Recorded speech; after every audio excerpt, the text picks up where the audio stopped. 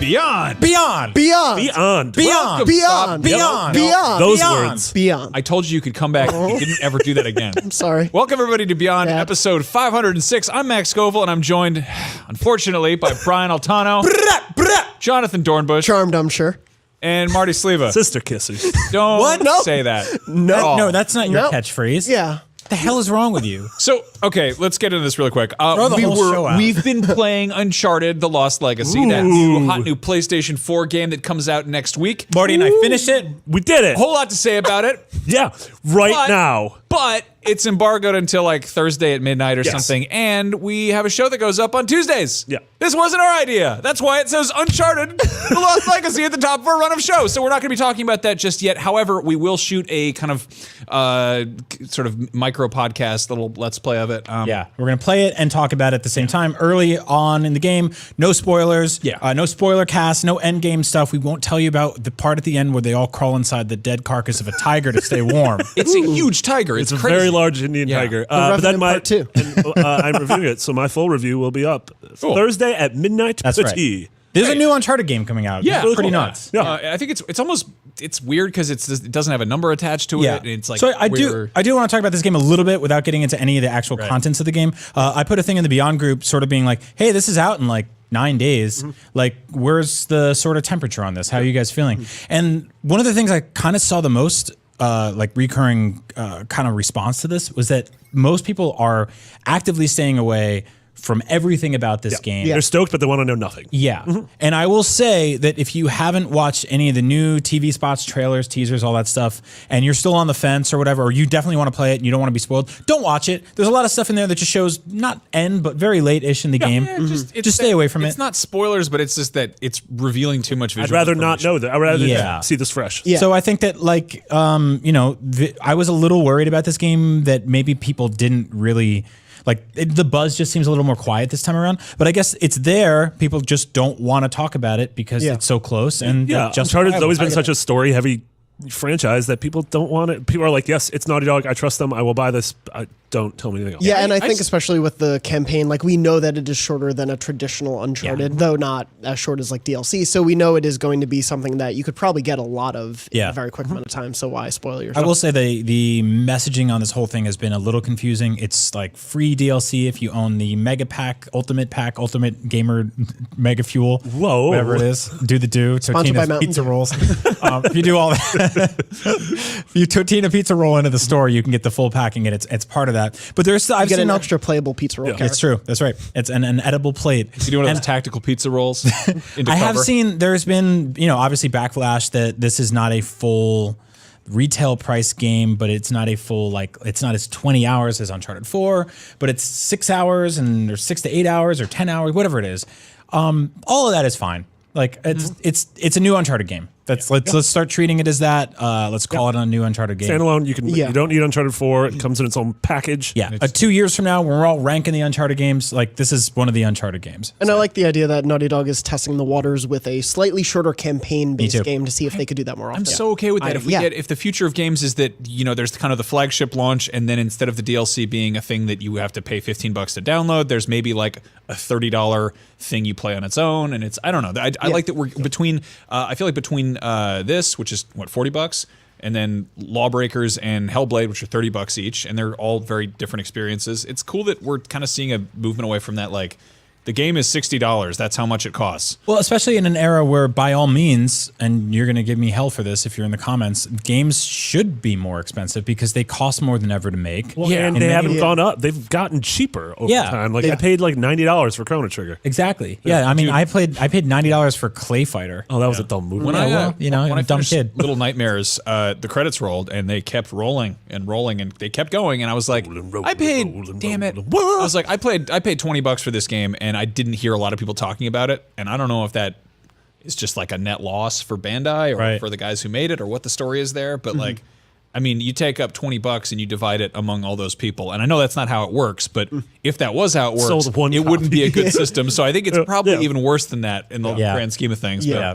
But, that being said, there are a lot of games that are coming out this week that we can talk about. One game that I've been really excited about, kind of increasingly so as we've gotten closer to it, is Nidhogg 2. Yeah. Nidhogg is one of my favorite games I think of this the last generation. I think it is my favorite like competitive party game. If you're unfamiliar, it's the original one is a very like kind of stripped down, kind of I would say 4-bit, not even 8-bit. It's like effectively like widescreen Atari 2600 graphics. Right. But it runs very smoothly, and it's a fencing game. So you run around and you fight these little guys, and you know you have two players who are trying to get to opposite sides of the map. And if you kill the guy, you keep running, and if the guy kills you, then he runs past you towards sort of his goal. Nidhogg 2 completely throws that aesthetic out the window, and it looks like a bunch of disgusting 16-bit Muppets.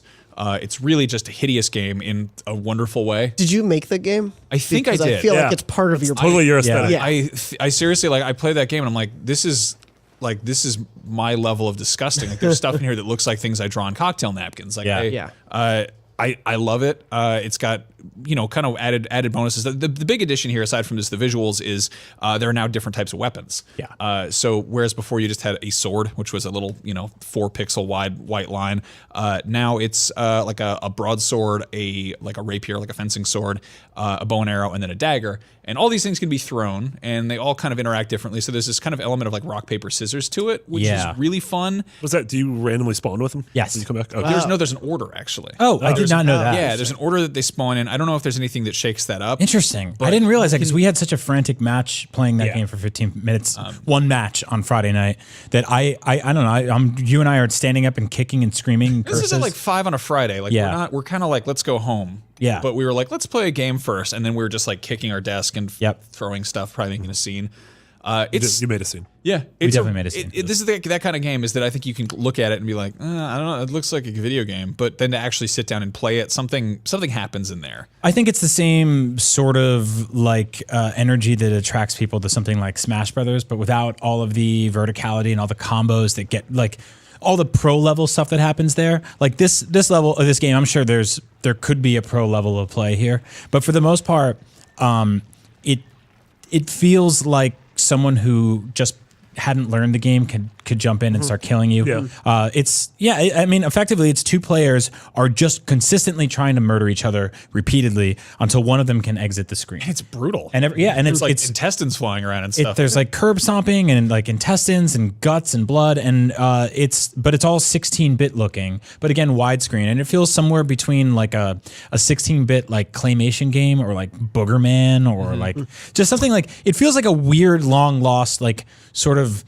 Like it's somewhere between like Ren and Stimpy and Ah Real Monsters and then fencing. Like there's a bunch of just great stuff that I love jammed in together here. It reminds me a little bit of Super Adventure Island, which was kind of the Super Nintendo reinvention of Adventure Island, which had this like it was a cartoony 8-bit game, and you looked at it, you're like, oh, that's what those little characters look like. But then when they ported it, or not ported, when they up-resed it to Super Nintendo, they added like there was enough colors and details to be like, oh, this guy's a little bit shiny. Right. He's got like rosy little cheeks, and I was like, I don't like that one bit. But the gameplay was still like it's totally the same. Yeah, it was still like a triumphantly an NES game, and I think that's what's happening here, where it really does feel like the gameplay of the original. I think it's a little quicker, a little poppier, definitely more violent. But it's really cool, like how much they're leaning into this aesthetic that I think repulsed a lot of people at first. But looking into it, like it does feel like a long lost sort of Super Nintendo Genesis era game, right down to the level select menu, which is very Donkey Kong Country, Yoshi's Island. If you could have a competitive side scroller Hotline Miami, I think that's kind of what this is. Yeah. You can throw all your weapons. There's a hyper violent. Occasionally, you run into a room and you're like, I'm going to do this way, and it goes horribly wrong, but you still win, and you're like, what did I just do? Yeah. And other times you're like, I know what I'm doing here, and some random dude just kills you. Now, what I was worried about this game, which I believe you squashed all those worries, but the idea that this is a competitive party game, that you do need two people on the couch to play it, I think that's when it works best, far and away. But you got to play some single player stuff, right? Against computers? So there's one thing, there's like an arcade mode, which is ranked single player. You're playing against. Played it against computers. No, I said that. I fought the Packard Bell. I brought in my compact Presario. The Kasparov bot or whatever. Using a series of complicated wires I got at CompUSA, I hooked it up to my PlayStation 4, and I fought the computer. I was able to defeat my wife in the game, but my son's really good at cyber. But no, it's got like I think the first one did too, where you're playing against an AI, which is for the most part like it's fine. I think it took me like 30 minutes to get through the entire, like all the different levels. Yeah. And there's a certain level of like kind of random, I think it randomly generates characters, and it's, I don't know, sometimes it's difficult, sometimes it's too easy. The AI didn't strike me as really one way or the other.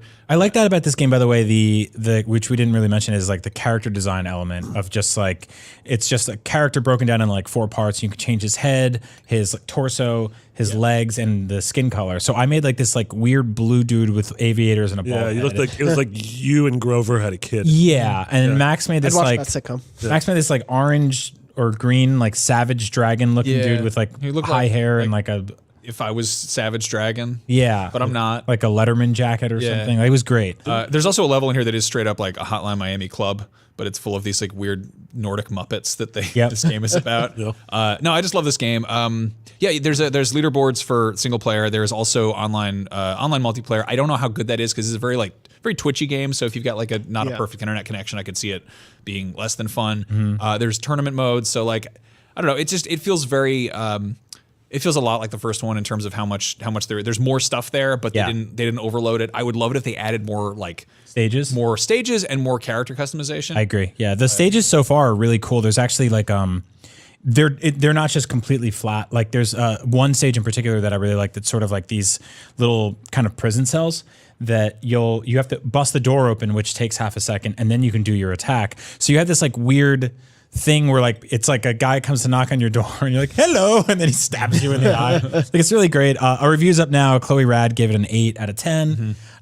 She had some problems with I believe just sort of like the limited amount of content and the fact that the aesthetic is not for everyone. It's very grotesque, but in a fun way, I think. I like it because you look at it and you're like, oh, it's colorful, cartoony, and on some level you might be like, oh, they made it too cutesy and commercially viable, and you look closer and you're like, that is a butthole. Yeah. There is a butthole in the background. And there are feces coming out of it. That's disgusting. I mean, the Nidhogg himself or herself or itself, whatever it is, this pan-gendered ass snake that eats men.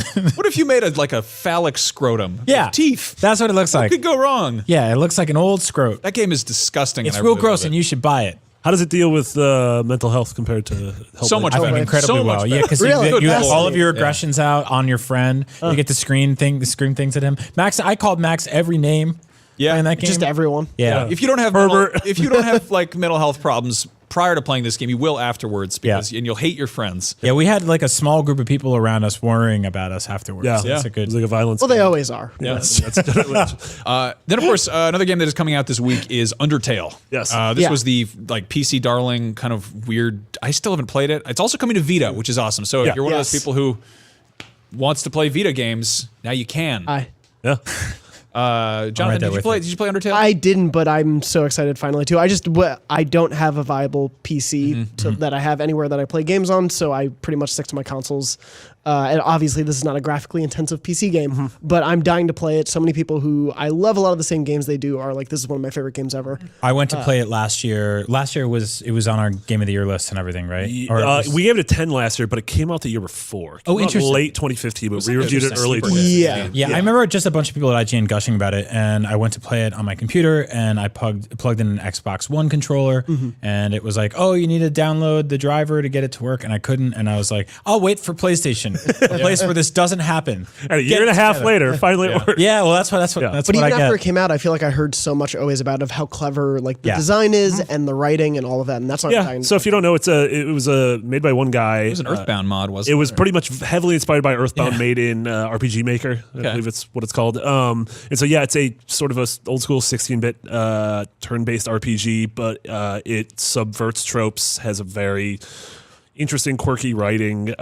You can play the game as a pure pacifist, or you could play the game. There's a genocide run where you kill everything in the game. my and God. The story and the endings adapt to that. And it stars a goat, right? There's a goatman. There's a skeleton that I think Some sort of goatman. you sex. I think you Okay. date a skeleton. Yeah. There's a flower somewhere in there. There's definitely a flower. There's Sounds at like a least video one game. flower. Yeah, that sounds like a video. The thing good. I remember, God, I think there's one thing I heard about this where they're like, oh, it's a turn-based sort of JRPG type, and I was like, I don't know. And then they're like, you can talk to any of the enemies. I was like, What? Yeah, You can just make them go away. Like you can I think you can maybe romance them. Like I don't know. If Yeah, that's like during combat, I think you can talk to them to sway how the combat goes. Like I think the combat is sort of like text-based love that. points. I It's could be called completely wrong. kissing. Yeah. That feels like something Kojima would do. I really like. I mean, your thing too. Tactical kissing. Yeah. Tactical espionage lovemaking. Now, another game that has pixels in it that's also coming out this week is Sonic Mania. Yep. Sonic Mania is sweeping the nation. Marty, is. tell us about Sonic no. Mania. Our review is up. We've given it an 8.7, which is a great point good. Gotta go good. Yeah, gotta go almost excellent. I got to play a little bit of this. This is the just to make sure you know what's going on. This is the 2D sort of chopped and screwed remix of all the old Sonics 1 through 3 plus Knuckles plus CD. Yep. Not Sonic Forces, which is the 3D sort of character based. The dark and gritty reboot. The dark and gritty Sonic. one. But this does some super interesting things in that it subverts like tropes and expectations, and like you'll enter the chemical level or Green Hill Zone and you'll be like, oh, I know what this is. I've done this before. But then all of a sudden you'll get to the boss and you're like, oh, I don't know. I've never seen that before. And like, I don't want to spoil it, but the boss, one of the first bosses of the game of the second world, all of us started screaming when we got to it because it's like, oh, you did this. And it was just really cool. Like, Sounds like you all succumbed to Sonic Mania. Sonic Mania, we have it. Yeah. We have Sonic Mania. And I mean, this is, for all intents and purposes, this is probably the best 2D Sonic game since Back in those Sonic days. and Knuckles, Sonic CD. And you love those Yeah. games, right?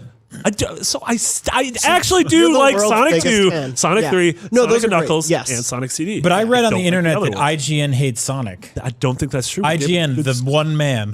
Hey, I like Sonic 3D Blast, so That game's someone bad, here- though. Yeah, It's exactly. very bad. So I like Sonic. Yeah, that- but no, I've played probably 4 or 5 levels of it too, and I love that when you go through a level that you think you know, and then something totally different. But they also have brand new levels as well that feel totally of a piece with those classic levels, which is really cool. Yeah, like the design that went into everything that's new feels like what you remember, but it's different. And I think appreciate that. Christian Whitehead is the name of the guy that worked on this game. He worked on a bunch of the ports of old Sonic games back in the day. It's been porting them to, I think, PC, iOS, a bunch of other stuff. Like huge hardcore Sonic fan. I'm like, I've been pretty vocal in the past about how like I grew up. I had a Genesis. I had every Sonic game. I don't think I really liked them, although I 100% of them all when I was a kid. I played them all like crazy, found all the Chaos Emeralds, got Gold Sonic or whatever you guys call them in your drawings. I used to buy monster truck trading cards. Yeah. I don't know why I did That's that. super Kids Sonic. do stuff, Well- Sometimes you just do stuff. Yeah, you just do stuff, Yeah, like you play Sonic games, and Yeah, but they're then there. like Video like games. They're better I than didn't. books. I think if you grew up with like Sonic Adventure, like that's the way Super Mario 64 was to me, where it's Yeah. like cherished and I adore it. But I'm willing to give this one a shot because it's getting really good reviews, and because specifically I've read a bunch of people saying like, hey, like even if you weren't the biggest Sonic fan growing up, like this is a really smart, really fun 2D platforming game, and I'm like, okay, I'm on board. Yeah. I'll give this one a shot. So Yeah. And Jonathan, you were saying it feels right. Like it's Yeah, it's the same- Control wise, it feels great, and the way that the new mechanics are built in, like some of the, I don't want to spoil anything, but some of the new He gets a gun. levels, yes, Shadow appears. thanks. Here, He's have been take this there. gun. You'll need it. It's He's dangerous definitely to been go there. slowly without a gun. They add in different platforming mechanics that are what you wouldn't expect, but they still all feel totally of a piece with the previous games. And there's very clever design tweaks that I really appreciated as someone who's played all those games through a ton. I'm so happy that this looks like an old Sonic game. Like Yes. it doesn't, Yeah. they didn't do that thing where they're like, it's just the spirit of Sonic games, but it's like 2.5D and it's like a weird 3D character Yeah, model. well, that's so not they did quite that. there. There were like the DS games that were Sonic Rush, I believe, and those were probably the best 2D Sonic games since back then. But yeah, they had that weird sort of like 3D character model. I actually liked some of the Sonic Advance games too. Yes, yeah, those were good. In the BioWare RPG. Which Now, I really liked, actually. Since play the PS4 is the most powerful graphical system on the market, we're talking about yet another game. There's a 2D platformer, which is Matterfall.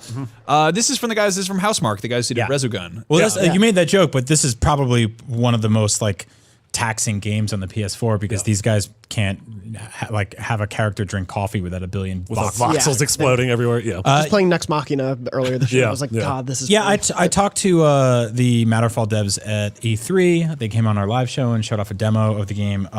It's super gorgeous. It's way more in line with, say, Contra than like Gradius or Life Force. Or something like that. Yeah. It's very different for them, especially after we just got Ex Machina. Yeah, which is like a top-down Smash TV style game. This is totally different, and I'm really into it because it's I don't know. I really like their games. Like there's something about their games that like they consistently make these video games where I sit down on a Saturday afternoon and I'm like, I don't know what to play on my PS4. I don't want to get into something that's like 25 hours long. I don't want to play something that's like I start at a save file where I don't know where I'm going to go. But these are like they make modern next gen arcade games from the 80s that are just gorgeous looking. That's what I've always felt about them. Like you almost feel like you shouldn't be playing them because they are sort of rudimentary, but they have that hook. Yeah. They grab you and they get you in there, and you're like, this is really fun and really pretty. I put them up there with like stuff like Pac-Man Championship Edition absolutely. in terms of just like gorgeous, modern, addictive ass arcade games that are like at their core very fundamentally rooted in something from like the 70s or 80s. Yeah. But you don't have to put coins into an old sarcophagus. Thank God. Well, and they've done this really smart thing, especially as they continue to do new games, where it's like you could just go through a level and just play through and beat it, but there are 5 other things to collect or to find and discover, and they're really great at it. Usually like scientists or little men. Yeah, they like strange little dudes hanging out. Yeah. One of the things about all their games, like going back to even Stardust and Resogun and everything, is that they all seem like modern adaptations of games that would have been arcade. Like it's almost like you could tell someone like, oh yeah, there was a Matterfall back in the arcades in '79, and people would have believed you. Right. Or like there was a Resogun. Yeah, there's that Resogun that Atari made. Like that fake Shaquille O'Neal movie. Yes, exactly. Yeah, but like totally, like all their games are built on the sort of the foundation of those old games. Even to the point where Next Machina, they had Eugene Jarvis come in. Yeah, which is awesome. Robotron. Yeah, That's really cool. I do love that idea. I feel like they should do this. We talked about this for a moment last week, but there's that collection of games coming out is it UFO 50? Yeah. Yes. It's called, and it's the guys, a bunch of different indie devs who are making kind of a collection of classic games that never existed. I think that's awesome. I love that idea. Yeah. Just I think that sort of that fake, it's like that kind of Blair Witch Project, like, oh, this is a thing that existed back then. Here's a piece of history, and you're like, that's not, you made something. You just made fiction. This is not real. It's a great idea too, especially like in this day and age, and we'll talk about one later, but there are constantly games that are just getting kind of pulled out of like the ashes of the woodwork, and it's like, where was this? And it was like, oh, this was a canceled sequel to this. Or at one point, like this company was going to make this. And then we don't hear about them for like 15 years because of embargoes and weird deals and crap like that. Schemes. Yeah. Old schemers. Yeah. Secret kisses. Secret kisses. Yeah. Tactical lovemaking. All right. Shushy smoochers. On the subject of tactical lovemaking, one big game that is coming out this week, we're gonna keep talking about that tactical lovemaking. You got to get in there, you got to get out. That's how it works. That sounds illegal as hell. No, man, it's just Oh, it's consensual. Got to go fast. Agents of Mayhem. Not the running theme for sex at all. You stop talking about that. You brought it up. No, Marty did. Anyway, Agents of Mayhem came out this week. This is a Volition Deep Silver game that we've been seeing kind of bits and pieces of for a while. It's sort of Saints Row, but not really. It is an open world hero shooter, kind of. Yeah, and they're sort of billing it as the aesthetic and style of a Saturday morning cartoon, so sort of like a more mature G.I. Joe. But yeah, you build a squad of 3 different individual heroes, each of which, like, think of it as like single player Overwatch, in which case your characters have very unique special abilities and cooldowns and standard abilities. From what I've been seeing, I don't think any of us have had a chance to actually play it. No, we watched John Ryan play a bunch of it, who's reviewing it for us. By the time this goes out, I think his review's up. He gave it a 7. It seems like a lot of dumb, mindless fun. And I think this is a smart time for the game to come out, but I feel like no one's talking about it. Yeah. I feel like almost a month earlier would have been better. When it was even quieter, because August is somehow crazy busy. I mean, we're talking about all these games are literally coming out on the same day. Yeah. It's crazy. It's that thing of, and the initial reveals and everything, to me, it looked cool, but it also looked to me a lot like Saints Row. Yeah. Like initially, even if it's very different, like with the classes and everything and the different characters you can choose, it looked like Saints Row to me, and I was like, oh, I've played that. Well, it sounds like they wanted to make something new. And they've kind of been this towing this sort of like, oh, it's like the goofier side of Saints Row. I mean, I feel like Saints Row the Third probably wanted to be a new game. Yeah. But instead it was tied to these previous sort of San Andreas knockoffs. And I mean, I love them all. This one I feel like should have been a new IP. It is, but it's also not, because you've got characters from Saints Row floating around in there. It's set in that universe, new city, but also, I don't know. It's just, I think that if they're trying to go for that Saturday morning cartoon aesthetic, they kind of missed. It didn't quite nail it. It still looks a little bit too, like, it looks, I don't know, too video gamey. You know, I've seen some screenshots of these animated sequences they have in there, and they look like very like G.I. Joe Real American Hero. They've had some trailers that are like that. Yeah. I'm just bummed, you know? Like, I think it's expectations here. I'm sure the game is fine. But like, to me, to be like, here's a game from the guys who made Saints Row, that game where you could play as a 400-pound, completely naked, chrome green woman who's swinging around a dildo. And they're like, this one, you're playing as one of our characters that we made. And they have unique abilities. I'm like, well, I kind of like picking up items and like I liked everything that Saints Row did. And it seems, I don't know, I know this isn't a Saints Row game, and it's totally unfair to compare them like that. But like it sort of is. It's still all purple. It's Johnny still Gat's got, in it. yeah, there's a and Saints hat so in there. I think that's been the issue. Is the messaging and the marketing of this game is sort of that just not actually just straight up being like, this is what this is. I think that there's still a lot of question marks in the air about this. And those, like Max, just kind of make me just want another Saints Row game. Yeah.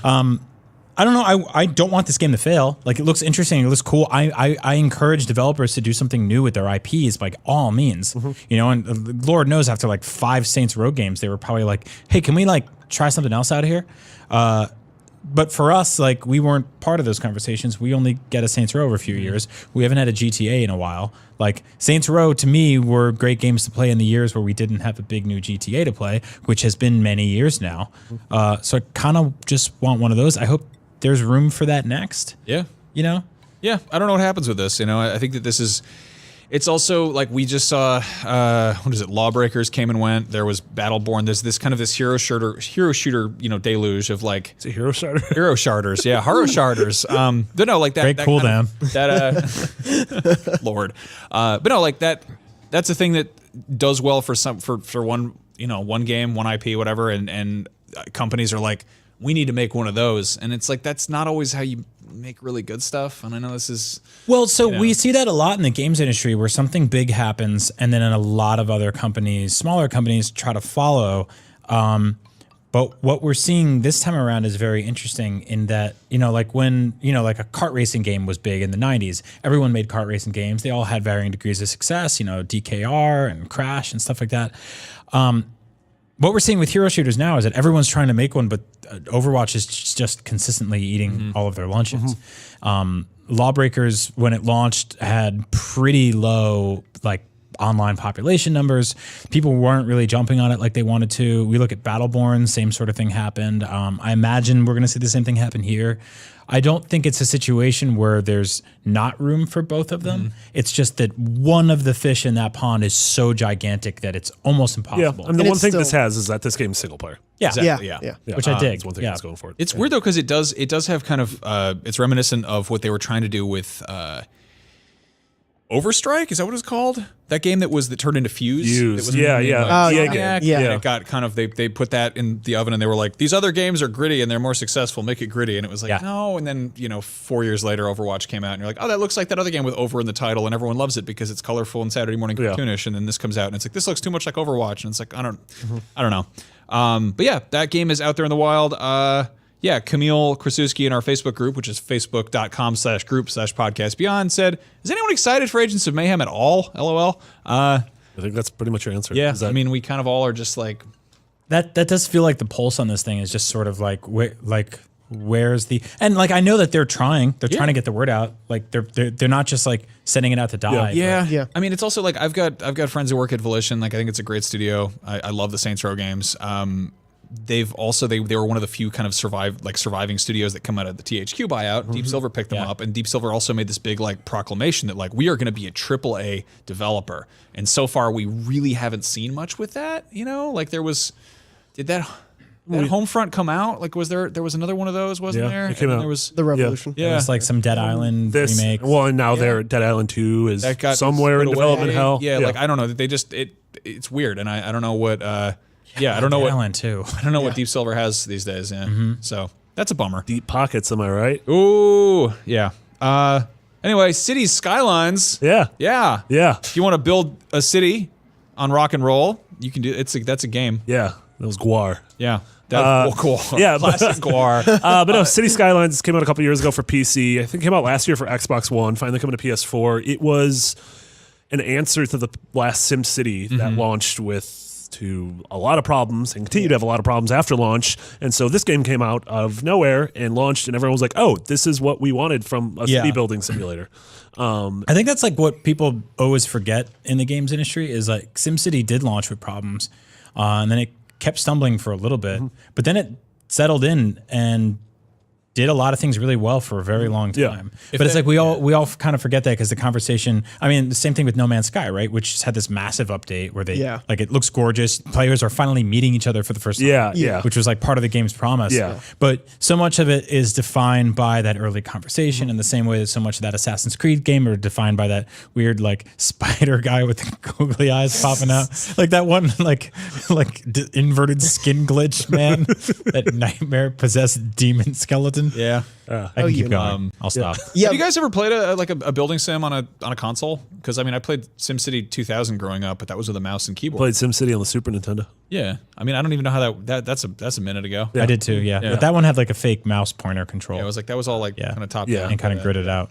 Yeah. I mean, I'm curious how this how this works. Supposedly, from what I've heard anecdotally, the Xbox One version, which came out a while ago, does console controls really well. Like smart, intuitive. Because I mean, a lot of times, like with the right developer, you can take an RTS or a traditional PC game, bring it to console, and work your way around the fact that you don't have a mouse.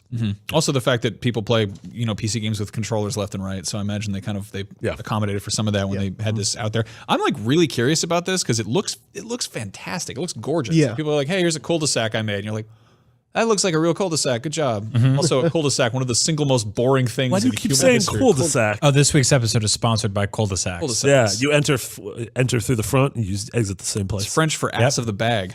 Anyway, other thing with big cool cities in it is a game called Tokyo 42, which I've been wanting to check out for a while. Is this out? I think it's out. Is this yeah. finally It's out? Yeah. Dude, this game looks awesome. I've been wanting to play this game for like 2 years. Yeah, this or is however long it's been. This is like an isometric 25 years. isometric cyberpunk twin stick shooter. Yep. It looks like just insane, like Where's Waldo, but you're shooting stuff. Yeah, these really colorful, awesome looking dioramas that you're running around.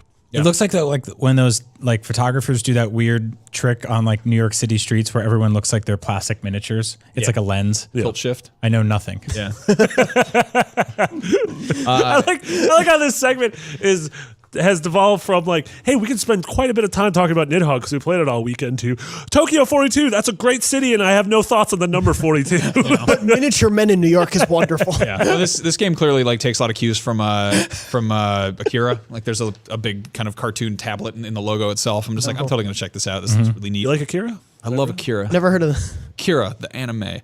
Not an anime is Night Trap is getting its 25th anniversary release this week. This is the classic Dana Plato FMV Trash Fest. Yeah. Yeah. where there's just like a sex offender in a house full of women going around. You've got to like control like a. You have various, but you are also, it's like you are switching between cameras in this co-ed's house, so you're also creepy. Well, this is like But you're less creepy. No, you're still pretty You're less creepy, I creepy think. than the invaders. like I saw a thing the other day. It was like it's the 55th anniversary of Marilyn Monroe's death, and I'm like, we need a better word than anniversary. Anniversary, yeah. For when something not great happens for a long time. Like Night Trap is a shitty game. It's it's a horrible bad game that never should have happened ever. And we got it when we were kids because we were like, that sounds like a cool thing, or like it sounds like, I it's stayed up. controversial. Yeah, I stayed up past like 9:45 on my parents' TV or I whatever. saw a nipple scramble. I saw like a half a boob or whatever. The top. It's funny that this is also getting released on PS4 because I feel like with an FMV game you could probably put it on YouTube. And it's pretty much just a choose your own adventure with video clips. Like, Yeah. people have sort Yeah. of done that with stuff, but I wonder if there's any kind of demand to do that. I do With. that with pornography, where I Yeah. choose my own adventure. I like to upload lots of pornography to YouTube and then have it taken down. Here's an I'm on adventure. my fourth Free Gmail speech. account. You should probably choose the adventure of not playing Night Trap. I know a lot of people probably worked in this game. I don't want to tell you to not play a game. And I also am all for the preservation of old video games, ironically. But this is a bad one. It's real bad. This is for people who are like weird horror movie fans who just. I think there's a level of campiness to it. Yeah. There's People also probably like, just wanna this is revisit. like an interesting piece of video game history, even though it's bad. Like bad things can be history too. Also, there was like so much controversy over this game, and I bet if we go back and play it, it's going to seem so tame compared to the morning news. Yeah. But I thought people Not are saying more a lot. offended than ever now. Yeah. Anyway, Paranormal Activity, Lost Souls. Is that a movie? Or is that the name of the No, Name of Lost the video Souls was- game. yeah. All right. So it's a PSVR experience based in the universe of Paranormal It's not an Activity. experience; it's a video game. Video game. Yeah, I played an early build of this a couple years ago. Jeez, yeah, I think literally a year and a half ago, and it was terrifying. And I played it in public. There's videos of me just screaming while playing it. Oh, I remember that. Yeah, Yeah, that was awesome. Yeah, that was bad. Is this like made to be a game properly? Do you buy it? Or is yeah, it, yeah, oh. no, totally. This isn't. I'm so used to that they're being like, oh, it's Spider-Man Homecoming, No, Peter's no, first time on the roof or whatever. No, this has been a game in development for several years. Yeah. All right. And it's it's VR horror, which we don't have a ton of on PSVR. Aside from we have Resident Evil 7, we have Until Dawn, Rush of Blood. Are there other horror games? Yeah, there's tons of them. There are lots and lots of them, and I don't play any of them On 'cause VR? they're too scary. Are there? Yeah, Not lots of- on yeah. PSVR. There's not a ton. That's why I couldn't look at it because I don't think there are. Not a No, ton. there's this. You go on the Hulu and you say I want the VR version, then you watch spooky ghost shows. I don't. VR. Is that real? There aren't even any spooky ghost shows like Go on to Ghost Hunters. YouTube.com and look at different Shut- 360 stop videos it. of spooky ghosts. Anyway, the first time I watched Paranormal Activity with my wife, I tried to do this cool goof where, like, in the middle of the night, I woke up to pee and I was going to yank the blanket off really fast, but I pulled it back so quickly I hit my arm against the wall and hurt my hand, and I was like, "Ow!" And she woke up and she was like, "Are you okay?" And I was like, "Ghost." So don't do that. But the All right. game looks cool. Cool. Also, be sure that there are no objects around you when you're doing VR, because that could happen to you. 8 out of 10, IGN. Great job, everybody. No one. Our Don't review's not think up. that That's happened. Not, wasn't I was rating this conversation. So that's some of the games that are coming out this Definitely week. Man, I wish we could have talked about Uncharted this episode. Sony Santa Monica, San Diego. I don't know why I said that. Sony Santa Monica, Sony San Diego, Santa Barbara. Claus. Yeah. Sony Los Angeles, Chicago announced they don't understand that Pangea stopped. Yeah. Okay. What happened to Pangea? Pangea just gave up. Yeah, stopped. I was like, I'm done. Let's try that again. Sony San Diego's announced that Nomageddon isn't happening or whatever. This What? website Unseen64. We've talked about them before. They're basically that. No collective- Naghetto? I couldn't write it. So You spelled it wrong, you idiot. it's the word is Nomageddon. Well, why did you not write at least that? A Noma Ghetto is a very different thing. Like, nonna is what we call Italian grandmother. And a nonna ghetto is just like a lot of Italian grandmothers That's where okay. we put the in nonas. a like impoverished area of the country. All right, so I can't read it and I can't spell it. It's a real Los Angeles, Chicago. if Can you don't somebody want- try to help explain what the thing I'm trying to say? I'm tired. I don't want to do it anymore. Why did you just get through whatever this part was about? All right, okay. so this company called Sony San Diego was making a game about gnomes, and turns out it's never coming out. That's the story. That's the whole story. All right. All right, but add a little bit more context. Fine, you do it. So it's like a gnome Armageddon. It's not like an Italian grandmother ghetto. No. Those are completely different things. A Nona All right. Ghetto. It So has nothing to do with Italian grandmothers. Sony San Diego is mostly known for making MLB The Show. And they thought MLB the gnomes. gnome. Yeah. They tried to MLB make the this other Nona? game, which was going to probably be a free-to-play multiplayer shooter called Nomageddon. They also made Mark of the Cree, was it? Oh, geez, yeah, And they back in the also day. made Ruled. Kill Strain. So that's the thing. Yeah. Kill Strain, like there were a couple. They made a Free to bunch- they made a play. bunch There of was that games, like yeah. Sony focused initiative for like a year where they announced a few like free to play games. We had like Right. the Tomorrow Children. Yes, We had- yeah. Kill Strain. All of those just sort of ultimately got sent to die. Yeah. And this was one of them, Nomageddon. Nona Ghetto is never coming out. So Casey Weinman from the Beyond Group writes, is anyone even really upset about the Gnome game being canceled? Remember them making the announcement that it was being made, but forgot it even existed until they announced it was being canceled. I feel like I mean I feel bad laughing because people did work on it and there's like a bunch of concept art and like kind of early proof of concept stuff floating around, which Yeah. is on. It's on the Unseen 64 YouTube. But these guys are great though, and occasionally they'll be like, "Hey, they uncovered a never released Game Boy game based on aliens," Yeah. and you're like, "Whoa, that would have been cool." They're like, "Here's the Sega Genesis game of Akira," and like. I don't think it was on C64, but they found that PSP Saints Row game. Yeah. Exactly. And then Yeah. I think Volition was just like, here you go. They released it. They Yeah, just we released released it. it. Yeah. We, Those we did a guys Let's are Play at strong. IGN. Yeah. Yeah. Yeah, There's stuff Halo like- on DS. Yeah, here's a PSP Elder Scrolls. That was never the last ever time we existed. played a new Saints Row game at IGN. Yeah. Anyway, you're not gonna get this game. So 'cause this it's is one not of those kind coming of like lesser known ones where they're like, apparently nobody wanted to play this ones. free to play multiplayer action strategy Grandma game game. about gnomes. They really should have made it a walking simulator about a sexual awakening called Con Gnome. Good lord. Anyway, yeah, I don't think anyone's too upset about that. I'm glad we did that whole segment of this show. That was a great job. I think they went pretty well. Yeah, I think it was great. I liked Marty's 8 out of joke. 10. Is that going to be our breakout? I don't know. Yeah, I think that'll track well. No to ghetto. Is We'll it a put that game? on It's YouTube, and not. all the comments will be like, "Where the hell are Greg and Colin?" Yeah, I'm sorry. What happened to this show? Everyone has their off days. Jeff Haynes, where are you? All right. Now it's the time for the show where we answer your questions, dear viewers and listeners and whatnot, from the Facebook group, which is facebook.com/group/podcastbeyond. I say that every week. Go check it out. Groups.com. Groups.com/clouds.net. Nick Zatarain says, do you ever have to force yourself to play a game because you tried to make yourself like it? If so, what was it? I mean, we a lot of times have to force ourselves to play a game just to be able to have an opinion on it and be part of the conversation.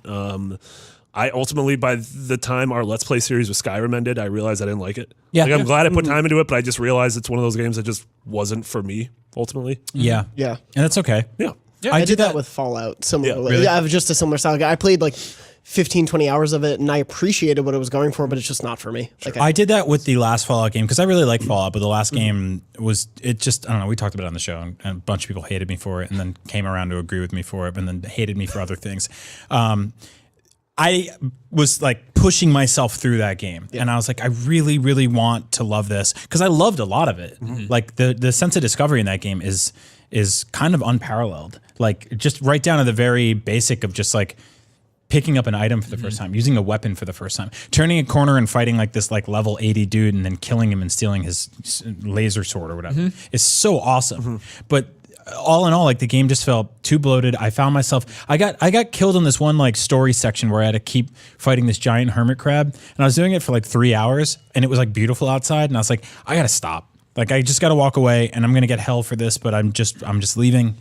I'm giving up. For a second, I forgot what game you were talking about, and you said you fought this giant hermit crab for several hours. I Yeah. was like, and then in my head, I'm like, God, what game are we talking about? No Mageddon. Metal Slug. Nagash. No, I'm actually the same way with Fallout 4. Fallout 3 is one of my favorite games ever. I loved it. It kind of got me back into like modern gaming when I was in college and not really thinking about that a whole lot.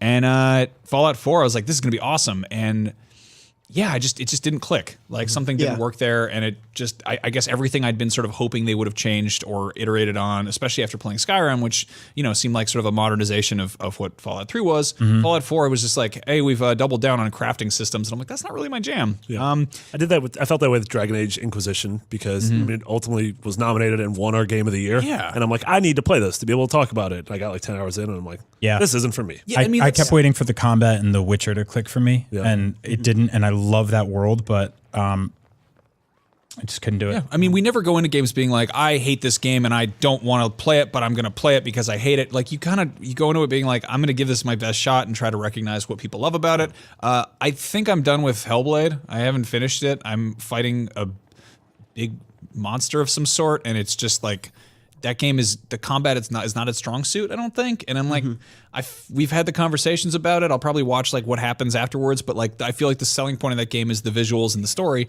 And I've experienced the gameplay elements of it, and they're Right. pushing back against me. And I'm like, this isn't.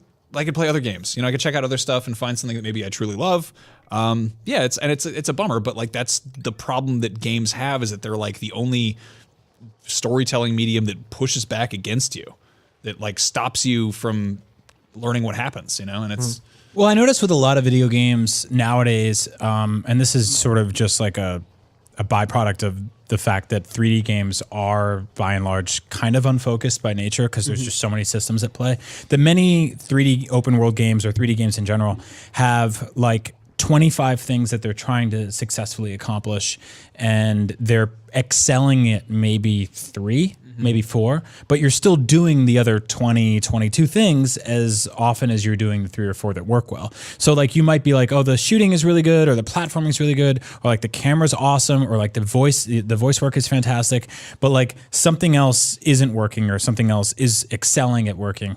So you like, it's weird. Like when you actually, if you did like a pie chart breakdown of what it's like to play a game like the ones you were just talking about, or Fallout or something like that. Like how much of that game are you specifically like in combat? How much of that are you like building your shelter? Like how much of that are you collecting stuff? And of those things, like how much fun are you having doing each one of those things? If you're the kind of person that can play a game like that and enjoy every single part of it, then like power to you. But if one of those things sort of like becomes a bigger piece of the pie chart and it's consuming, the sections that I do love that I don't get to do as much, it starts to lose me a little bit. Yeah, I mean, and like I think the reason I was able to sort of look past a lot of Hellblade's gameplay flaws are because I've put so much of my value into like story and writing and themes and performances, and Hellblade has that in spades, and so I'm totally fine with being like, all right, I'm not digging this combat all that much, and the puzzles are sort of right. That being said, like that's I don't know, if it was a movie, you could sit there and stare at it and it would finish.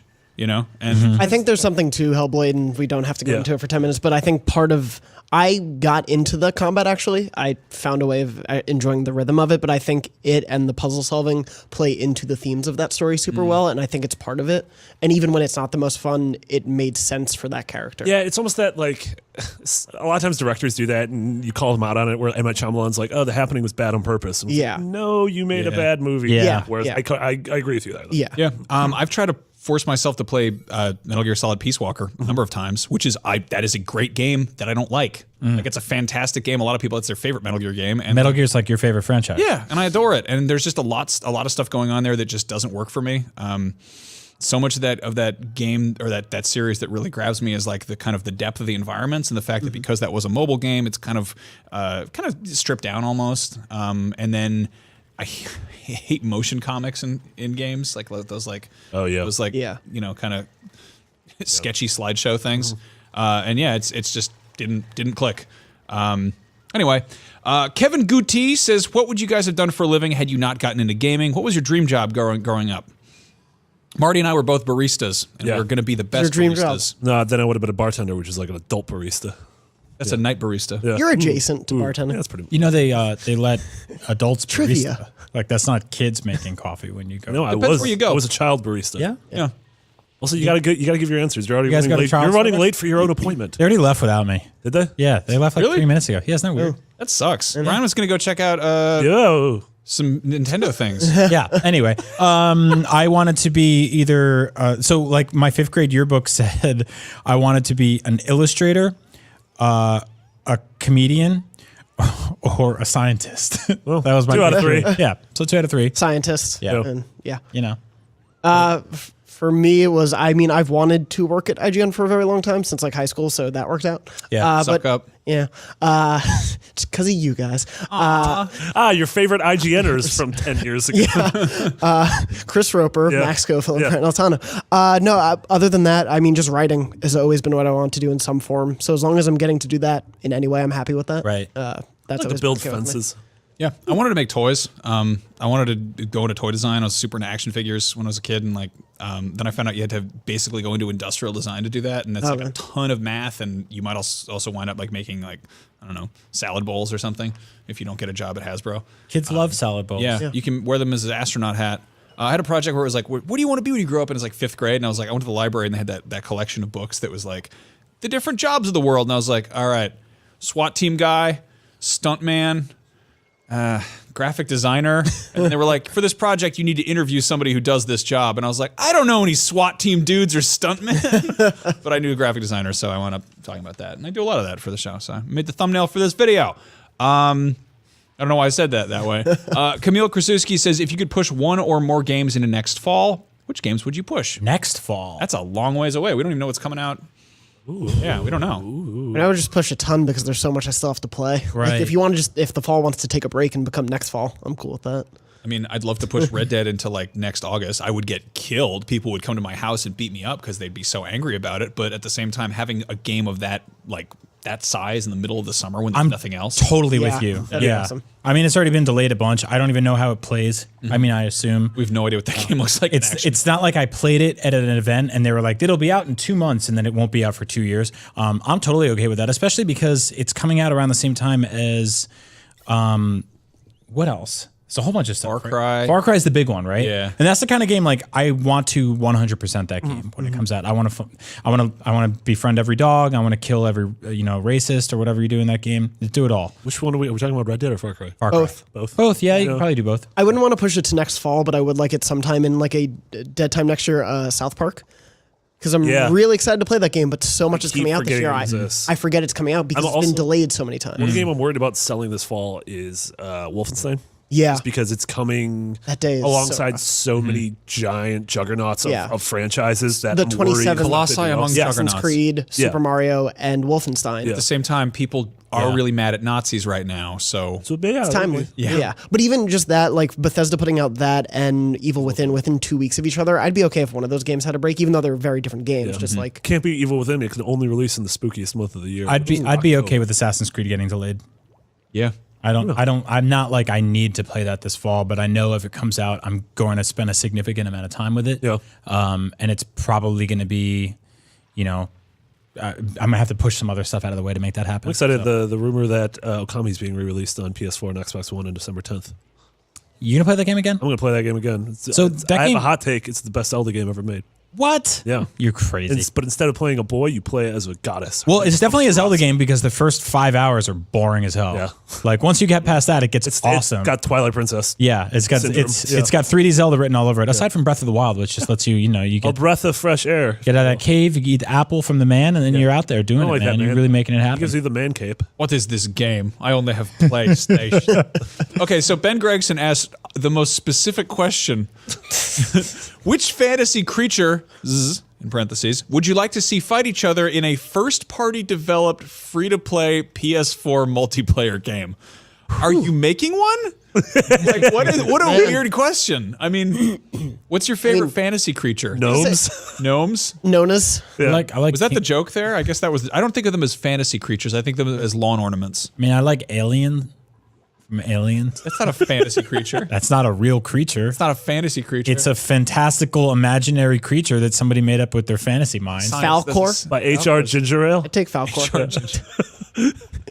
I don't think Manticores get enough love. Ooh, Manticores are great. Manticores are awesome. That's Oh, we're talking about like fantasy, Generic. like Watch the like Titans nonsense. Yeah. Lord of the Rings or yeah, whatever. like Yeah, I'm those out. stupid stupid animals. I like the I don't know. Medusa because she looks at you and turns you into stone. Gandalf or whatever. Shirt. Gandalf is a, Randall. He's a man. Randolph. He's an old man. Randall Love the Flagg. Odyssey. There's all sorts of fantasy creatures. Yeah. Gandalf is a man that does magic, right? What about that? Does he do magic? No, you're thinking of Chris Angel. Does he do magic? Mind. Okay, so then he's a fantasy creature. There, done. Man doesn't do magic. He's a fantasy man. All Not right. real. I'd take fantasy. a Jim Henson creation, like I'm fighting totally game. with you. Just like Ragnarok, all, cool as yeah, hell, just yeah. everything. You know what I thrown don't like together. is those Muppets. It's like really like a man. Like he's like 7 feet Oh, where it's tall. actually a man in the costume. Yeah, but like yeah. it's like the guy with the nose. You know, he's covered in hair. I don't know his Yeah. name. What I'd about like- those space aliens that are just like people in bags moving the big beak thing around? And we want him to fight somebody else in a first party developed free to play Free-to-play. PS4 game. That one's a walk. I think that I didn't get that he was totally asking about the gnomes, but yeah, like that's I guess what it is. They were like lawn gnomes though. If you get some pink flamingos in there, I'm down, but like I don't know. Anyway, this is a weird episode. Yeah, so we are going to be putting up a nice let's play of Uncharted: The Lost Legacy. Try to keep it as spoiler free as possible. Probably just kind of like a chunk of a section of the game. There is a big. Can I say anything about? Can I? No. No. Okay, I won't say anything about it. There's some stuff in there that you do in the game, and it's okay. There's an open-ish area in which Oh yeah, we you will, can say, no, that was yeah. part of the preview. Yeah, we had a can preview. Okay, play yeah. through the Western Ghats because it's not going to be story We're spoilers. gonna do some winch stuff. It's out Wench? there. Wench stuff, yeah. Okay. But anyway, that'll be up on it's when a YouTube.com. car falls in love with a tree. That'll be up on youtube.com/IGN Beyond. Head over there and subscribe if you haven't already. We put up the full episodes as well as occasionally videos about funny stuff. We're going to try to do more stuff like that, like Let's Plays, We're things gonna like start that. streaming from the channel soon. We have like an easy stream room. Really? Yeah, did you know about that? I did not know about Well, that. take That you would be a stream- cool thing to I'm know gonna hold about. your hand and take you to the stream room. Okay. Oh, that's the worst thing I've heard God. today. You said so many weird phrases. What? Yeah. Tactical lovemaking? Sister kissing you started this out with, and now we're here. Take your hand and bring you to the baristas. Charles stream room. Taylor's. Anyway, Randolph. That was you. Yeah, that's right. Rolf. so weird. Anyway, thank you guys for listening and thank you guys for hanging out and talking. Thank You you. can find us all on Twitter. I'm Max Scoville. Brian is Agent Bizzle. Jonathan is JM Dornbush. And Marty is just McBiggity, the largest sandwich on the entire menu. Oh, that's enough. Gross. Beyond. The worst thing since the ham episode. Beyond.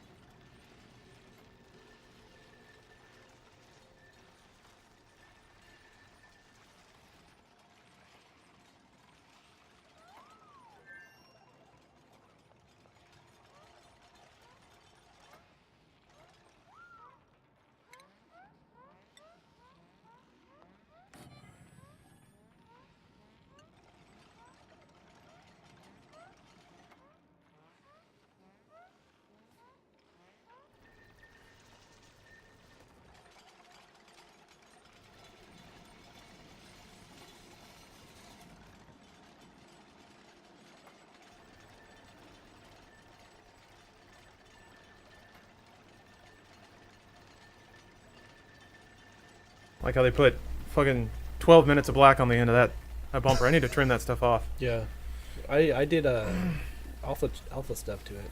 Ooh, blending. Welcome to the production podcast. It's not a bad idea. This is all pre-show, right? It's not noon yet. Yeah, 1 we're PM. not up yet, right? Nah. Well, I mean, we are. They can hear definitely us. You're up and the mics are live. I should have warned you. Oh, But is there Go not ahead. music? What other the things cool you want music? to say? the music is You were already Kill cut. Man. I had cool music. Did you not use my kill music? It's all the same cool music. Oh man. Are you sure you don't want something to take for your back? I got it. We're good. What did you do this weekend then? Yeah, did you hurt yourself Good again, or is it question. the same hurt? You saw we went and saw people play Overwatch. I'm pretty sure I drank so hard I threw my back out. Not joking. but doing what exactly? Celebrating Bruce's birthday. Yeah. Welcome to I didn't throw my back out. And you're And older. I drank a lot. Yeah. a birthday bowl of dude soup. All right. It's Bruce. It was Bruce's birthday. It's also Sonic's birthday. All right. Whatever that means. Why is it Knuckles, Knuckles, and Knuckles? So yeah, I can. What do you need me to do? You tell me what to do, and I'll do It'll it. take way longer for me to tell you than to just look at it myself. I just needed to make sure that the game wasn't super loud, and it's not. So we're playing Knuckles, Knuckles, and Knuckles, starring Knuckles. Why was it called that? Man from Knuckles, because it's a mod. Welcome to a Knuckle Bowl, dude soup. It's a mod for Sonic 3 that replaces everything with Knuckles. All the bad guys. Oh, Jesus. All the bad guys are Knuckles. No. Yeah. It's just it's the way the game was meant to be played. Why are you what? Do you want one of us to Why think? the fuck is it? It's playing itself. Oh, is that the demo loop? Oh, it is. let Okay, it- I'm I was sorry. Yeah, Let just it let go. it play. Just let Man, if the game would just play itself. Well, I thought the controller was fucked up. Everything else fucked up today. Why wouldn't the controller That's just wrong. play? He's- Why is it? What's broken in the very big front right there? What do you mean? Nothing's I It's think broken. like a little piece of red. Yeah, Why- they wiped. That's where they wiped off the Sonic. It looks fine to me.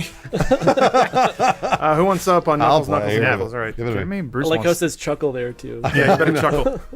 Because Knuckles cracks his knuckles. So stupid. This is not the first level, by the way. Yeah, how did you get into this level? Well, whatever, who cares? That's Knuckles for you, baby. I don't think. Welcome to Dudes, everybody. Hey. I'm your host and man with a barely functioning back, Lawrence Sontag. I'm joined by three fine gentlemen. Bruce Green, happy birthday. Hey, thank you very much. Adam Kovic, how Hey, you what's doing? up? And the internet's #1 Sonic fan, Omar. Hey, Sonic. In case you're wondering where James and Lisa are, they're at a wedding, I think. Yeah, in Canada.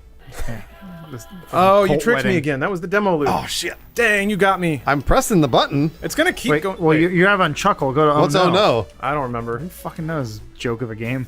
All right. Oh, we'll it's do it. options. Okay, well, there you go. Sonic Mania is out tomorrow. Time was we would record these podcasts on Tuesday, which meant we could always play the latest and greatest in video games. And then they wanted us to be part of a podcast block, so now we're on Monday, which means Sonic Mania isn't out yet. Which means And we're not cool enough to have gotten it early. no. You pause it? No, I pressed. Oh, I guess I pressed start. I want to skip this though. You can't. Why skip would it. you? I don't want to see Knuckles again. Wait, Knuckles. Oh, there he goes. This podcast is brought to you by two very fine sponsors, Beachbody and Mack Weldon. You can get your free Beachbody trial membership by texting DUDE, D-U-D-E, to 303030. And you can get 20% off your Mack Weldon order by using our promo code SOUP. So learn more about those sponsors You soon. can hear the rings in the background. Yeah, I'm really hoping it's not too loud. We got burned by that last week. I'm sorry about that, guys. But now it looks like it's an appreciable volume. Damn it, Bruce. You're every kid I didn't want at my birthday party Hold right on. now. I'm trying to figure out how to spin. What do you mean his down? There it is. Bruce got it. Nice Nice. job. I got Nice job, I freed a Knuckles. chick. Good job. Yeah, that's right. Oh, I forgot. The fifth member of this week's podcast is my main man, Knuckles. Yeah, everyone loves Knuckles. Wait, who's following him then? Another Knuckles. Another Knuckles. What's the problem? No, but like in reels.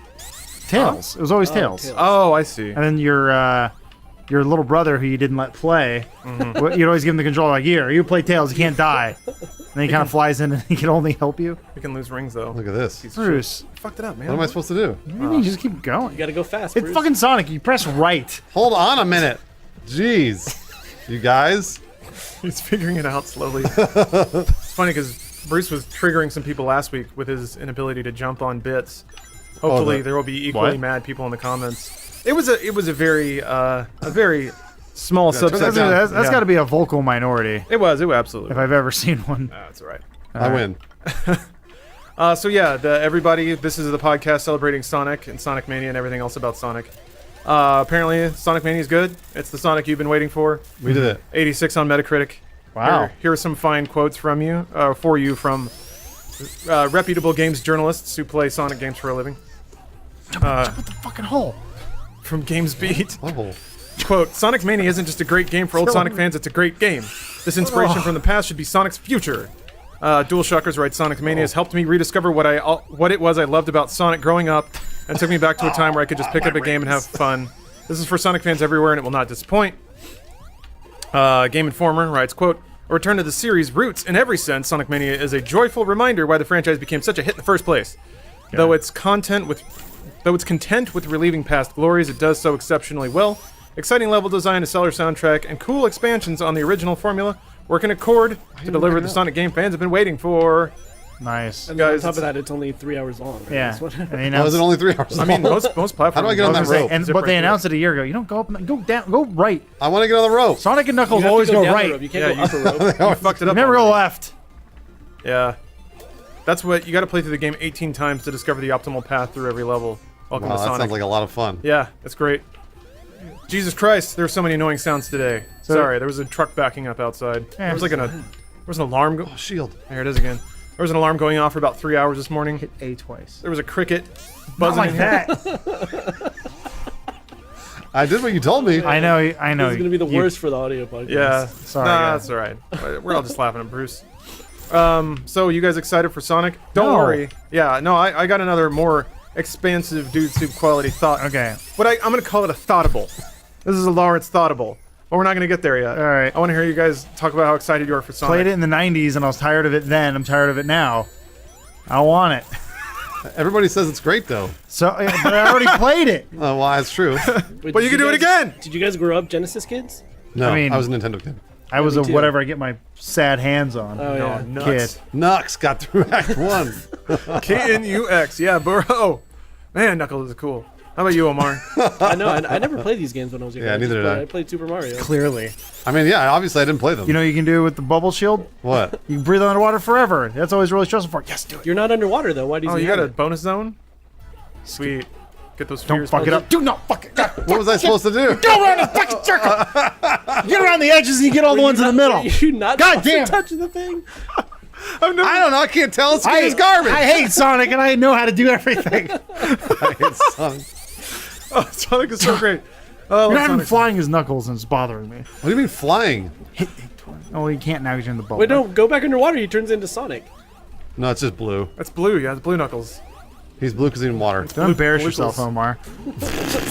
Well, you just see blue and you automatically assume Sonic. That's Yeah, look, racist. look, the enemy's head is he's Knuckles. got his fucking shoes on and stuff too. Excuse me? Oh yeah, you're right. He does kind of turn. He turns into Sonic. How do I get up Nah, it's just a color. It's just a palette swap. His reggae shoes turn into blue shoes when he's underwater. See, it's just palette swapping. man. I don't want you to give too much credit to the creators of Sonic and or Knuckles, This is Knuckles and Knuckles starring Knuckles. where they went, all right, would you Sonic? What else can we do? I don't know, make a red one. Yeah, make his hair longer. Make him red. Although like, no, it's different. He's an echidna. And like, okay, he doesn't look anything like an echidna. God, you're so good at this. It's, how do I fly? You keep saying I can fly. Double tap. What Oh. is that? I don't. I guess so- you have Sonic powers as Knuckles. Yeah, which he is does because he can somehow spin dash. worse. I don't think he can climb walls either. He's Ow, not actual. I'm you dead. die. Wow. So you can't do any of the cool stuff that Knuckles can do. You know what the Sonic and Knuckles thing was? What the big deal was? They were mad at each other. Well, no, because you have to buy the cartridge. Yeah, it was that you- DLC. It was basically deal. Yeah, exactly. It's an expansion pack, but literally an expansion pack. So you bought Sonic and Knuckles, and then you open the top, and you put your old cartridges on there, like Sonic 3, and then all of a sudden it added Knuckles as a character. Wow. That's kind of fucking cool. It's- Back then, it was pretty That awesome. would have blown my mind Yeah, man. as a kid. You ever Sega seen was a tech advance in a lot of stupid ways. Yeah. There you go. You fell off. You found the rope and you fell off. I don't understand. How was I supposed to hold the button? Or No, do nothing. Just jump on and do nothing. that's what I did. It's the slowest playthrough of Sonic I've ever seen. It's not Sonic. It's Knuckles and Knuckles starring Knuckles. Even Anyway, he's faster than the. Are you into this game, Warren? no. I don't know. Are you not going to be into Mania then? I'll play it, but I've long thought for many mechanical reasons that Sonic is kind of a busted bad game. But that's just me. Whatever, man. No one wants to hear about that. What they do want to hear about is my Lawrence brand Thoughtable, Yeah. which is Why do you keep trying to brand these segments? Audible. I gotta sell those shirts, Bruce. Hey, sales, I got some ideas for you. If there's one thing people love, it's buying a shirt based on a dumbass segment from a podcast. Well, How somebody did else. you die? I don't know. Yeah, man. that's because you suck at it. Yeah, no, that was not the problem. So buy your Thoughtable Oh. T-shirt today. Also, here's your Thoughtable. I can't remember what particularly prompted this thought. I think I had you guys were quoting like League of Their Own a lot for a minute there. I was like, man, that was weird because in the 80s, that was basically the last time that anyone who was alive during the time that movie was set was alive to watch the movie. And then I was like, okay, I guess it was kind of a nostalgia trip for the last hurrah of that generation that's probably well done and dead by now. Rest in peace forever. Are you talking about League of Their Own? Yeah, I think it came out in the 90s. yeah. But it was set in the 20s. Oh, okay. So I anyone gotcha. who was like, it was like the last swipe you could get on anyone who was actually alive during I when the see. movie was set, so they could Careful. maybe get a bit of Careful. nostalgia trip. Look how cool he is. Look at that monkey knuckles. Never mind. And then it kind of I'm describing the process of my Thoughtable here. Yep, you failed. That was weird. That Yeah, was I know, not, it's that 'cause was it not. sucks. Well, yeah. So then I realized that, oh, wait a minute, in the 80s, there were a rash of 50s throwback films. Crybaby, Grease, Dirty Dancing, Stand By Me, Back to the Future, Porky's, The Outsiders, Little Shop of Horrors, A Christmas Story, the list goes on. What is your Thoughtable? I'm getting there. The That reasoning... wasn't it? No, not yet, no. There's a much deeper Thoughtable happening soon. The reasoning being that the people that grew up in the 50s, when the 80s rolled around, were old enough to make their thing. So it only made sense that they would make something that reminded them of their childhood or reflected the culture they grew up in some way. And it's happening now. Things like Ready Player One and fucking Kung Fury, Synthwave, Outrun, all that stuff. It's all very referential of a 80s aesthetic. Yes. Because people that grew up in it are now old enough to make their own thing. And the thing they end up making... Do it, Adam, are you Tails. playing now? No, Oh. that was Tails. Oh, okay. Wouldn't all the 80s stuff have happened earlier? Like, because like I'm technically an 80s kid, but I was too young in the 80s to really remember the 80s. Well, it's because I mean, you were what 5 or 6, like yeah, in the 80s. I was born in 83. But that's different though than being a kid of the 80s. Like, But if you were a I'm kid of the saying, 80s, so like you were all like the 80s 12. nostalgia would have happened You- last decade, right? But you weren't in a position of like creative authority Right, to make those to make a things. movie, right? You were Right, you were right. still in your early but 20s. But I am now in a position to make stuff. Wouldn't I be making 90s stuff and not 80s stuff? Well, that's happening too. I think we're nearing the end of our 80s wraparound, and we're entering 90s wraparound. Yeah. Okay. Well, because Okay. we're what they call 90s kids. Yeah. The people that are making the stuff that Lawrence is talking about are older than you. They're like Yeah, 45, right, right. 50. So I figured like they're they're past it. Yeah. Well, no, So- they're not. They're not. They're making what was for them 12 years old to 16 years old in the 80s, and then when you get to 45, 50, you'll be making the 90s. Oh, See I what have I'm to saying? be older to make real Yes, stuff. yes. Oh, okay. That's how the generation gap works. My Thoughtable is, I'm not gonna get too political with it. Oh boy. But- oh, jeez. It does occur When to did this me that when did this podcast become a mouthpiece for Lawrence? What do you mean? It's always, yeah. It's new to you? We gotta sell those shirts, Bruce. I don't know what. Sure has to do with anything. So this is the least formed part of the Thoughtable, but it occurs to me that there are certain people in positions of power that seem intent on recreating a world that's similar to the 80s. So now we have to worry about fucking neo-Nazis again, which wasn't really a thing until the mid-80s. Or, I mean, it always was theoretically, but the punk scene kind of blew up with that shit. I You gotta see. worry about nuclear war again? These are things that haven't happened. So I wonder, to what degree does the need to recreate your heyday stop? Like, is it just goofy movies, or do people unconsciously try and recreate those conditions no matter what they're doing? Whether it's, governing the world or making a movie with a giant robot. I'm sure a psychologist would say yes. Subconsciously, people want to recreate the stuff they They broke that. Like recreating Sonic, see? Wrapped it around. want to Thoughtful. recreate the stuff that they grew up with, whether or not it's good or bad. Well, the reason they're re-release or remaking Sonic the way it was because Sonic hasn't sold well in the last. Right, because they've always tried to 20 make it years. something new, Yeah. and Sonic has always kind of been bad. So, but it was the best when it first started. Well, it had its gimmick, right? Like its gimmick was we're gonna go real fast. Right. This is gonna be the craziest frame rate you've ever seen. And I mean, and people liked it. It was it was a thing, but not for very long. And then Sega, just murdered it by trying to make 20 games with whatever 30 Sonic games or some dumb shit. but it's sort of the same thing that we're talking about now, which is like people are trying to recreate. Nice job. See the people, frame rate? People are trying to recreate. What the hell?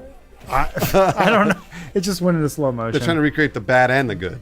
So to them, it's still the good. and this is something that good, I talk about this a lot. I don't know if I talk about it on the podcast, but I always talk about nostalgia and how it affects what you watched and how you felt when you saw those things. So like I'll stand by it to the bitter end. Willow's a bad film. Willow? Yeah, Willow's a bad movie, and like it's just generally a bad movie. Not a very good film. Just in case you guys don't know what Willow is. Yeah, It's like it was part of a rash of weird like high fantasy movies in the 80s. it's a ripoff of Lord of the Rings because they Yeah. couldn't make Lord of the Rings. Yeah, but there was like Legend and Dragon Slayer and Oh, a bunch Legend of was fucking awesome though. No, those are all bad. Those are all on. bad films. And so, like, a good example for me is Last Starfighter. I watched Last Starfighter hundreds of times when I was a kid. And Last Starfighter was like, there's this movie where it is every kid's dream. This guy's really good at a video game. He gets teleported into the video game, becomes a starfighter pilot, fighting aliens in an entirely different world. Oh wait. It's This is going to be the worst correction I've ever made, but wasn't it that the game was a scouting tool for actual aliens that came down and Yes. said join our space force? it's like Ender's Game, basically. Yeah. But and that, yes, like I guess what I'm saying is you played the video game and then you got to be in the video yeah, game. you're right. So regardless, it's terrible. I just watched it the other day. Boy, is it bad. Just like Adam at this game. Yeah. Yeah, I'm not doing as well. I'm See, gonna, not as easy as it looks. I want to blame the There's controller, controller and lag, the fact that controller I never Controller lag. I never remembered this game running like molasses. But the thing about nostalgia So is slow. that nostalgia gives you a good feeling. Because when you were 12, everything was fine. So you probably, like, let's say you had a good childhood or whatever, you love, you had your bet. This is when you first fell in love when you're 16 years old, and then you saw Last Starfighter 100 times. That's why you like that movie. You invited her over to play Sonic. And I She think left forever. it's an interesting side effect of what Lawrence is talking about, which is that nostalgia affects your judgment on what you think is good or bad. It may not be good or bad. It may not be objectively good or bad. Now that's hard to say because I know most things are subjective, but we have a lot of measuring tools nowadays, like Rotten Tomatoes, etc., that are supposed to be as objective as you can get for movies. So, so what are you supposed to do here? You'll see. Not touch things. Oh, Wait, there are that was fucked. there are blue spheres that do not have stars in them. Those are the ones. Those you are the get, ones you're supposed to touch. not Okay, the all right. other ones. So, Wait, I only touched the blue one though. Yeah, but it had a this, star this, in it. this isn't fucking troll mode. There are better blue they ones. trolled me. There are other blue ones. You need to hit those instead. Jump into that. Look, watch this thing not work either. so nostalgia and I There, have you got it. I've tried to get really good at figuring out what I'm nostalgic for and what is actually objectively a good movie, television show, whatever.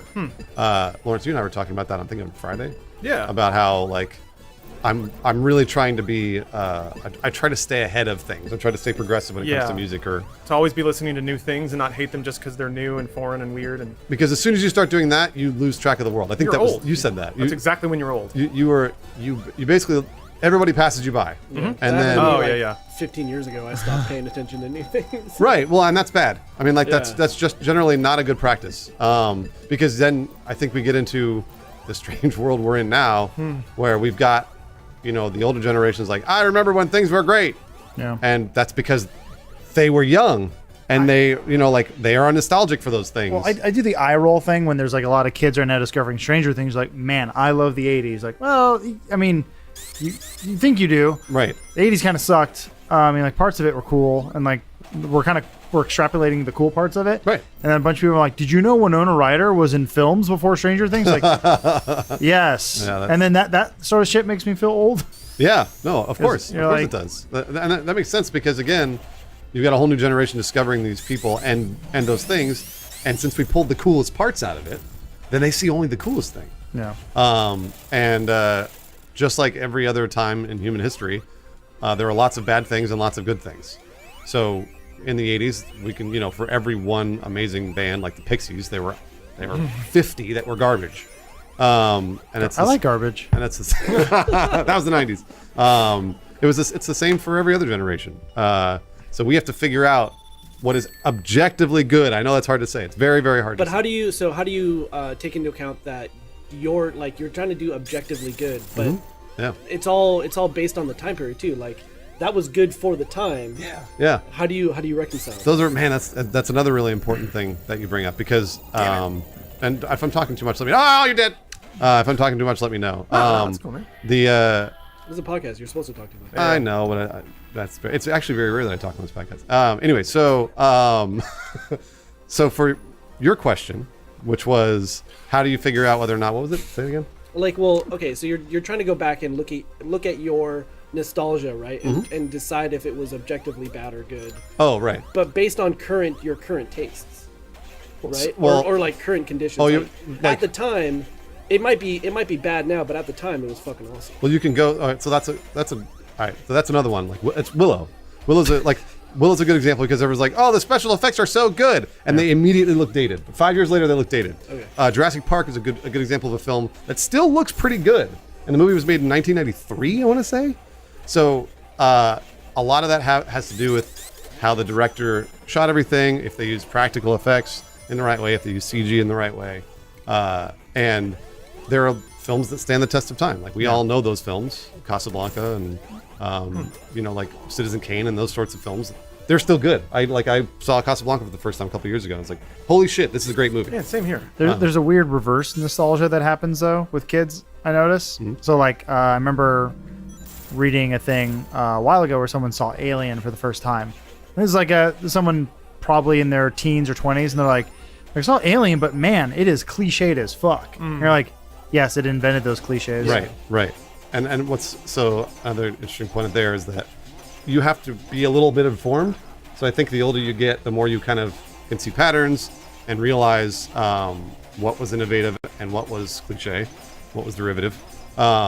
And it helps to do a little studying before you start saying stuff like that. When you're 16 years old and being like, this is so cliche. Well, yeah, of course, like you said, it started the cliches.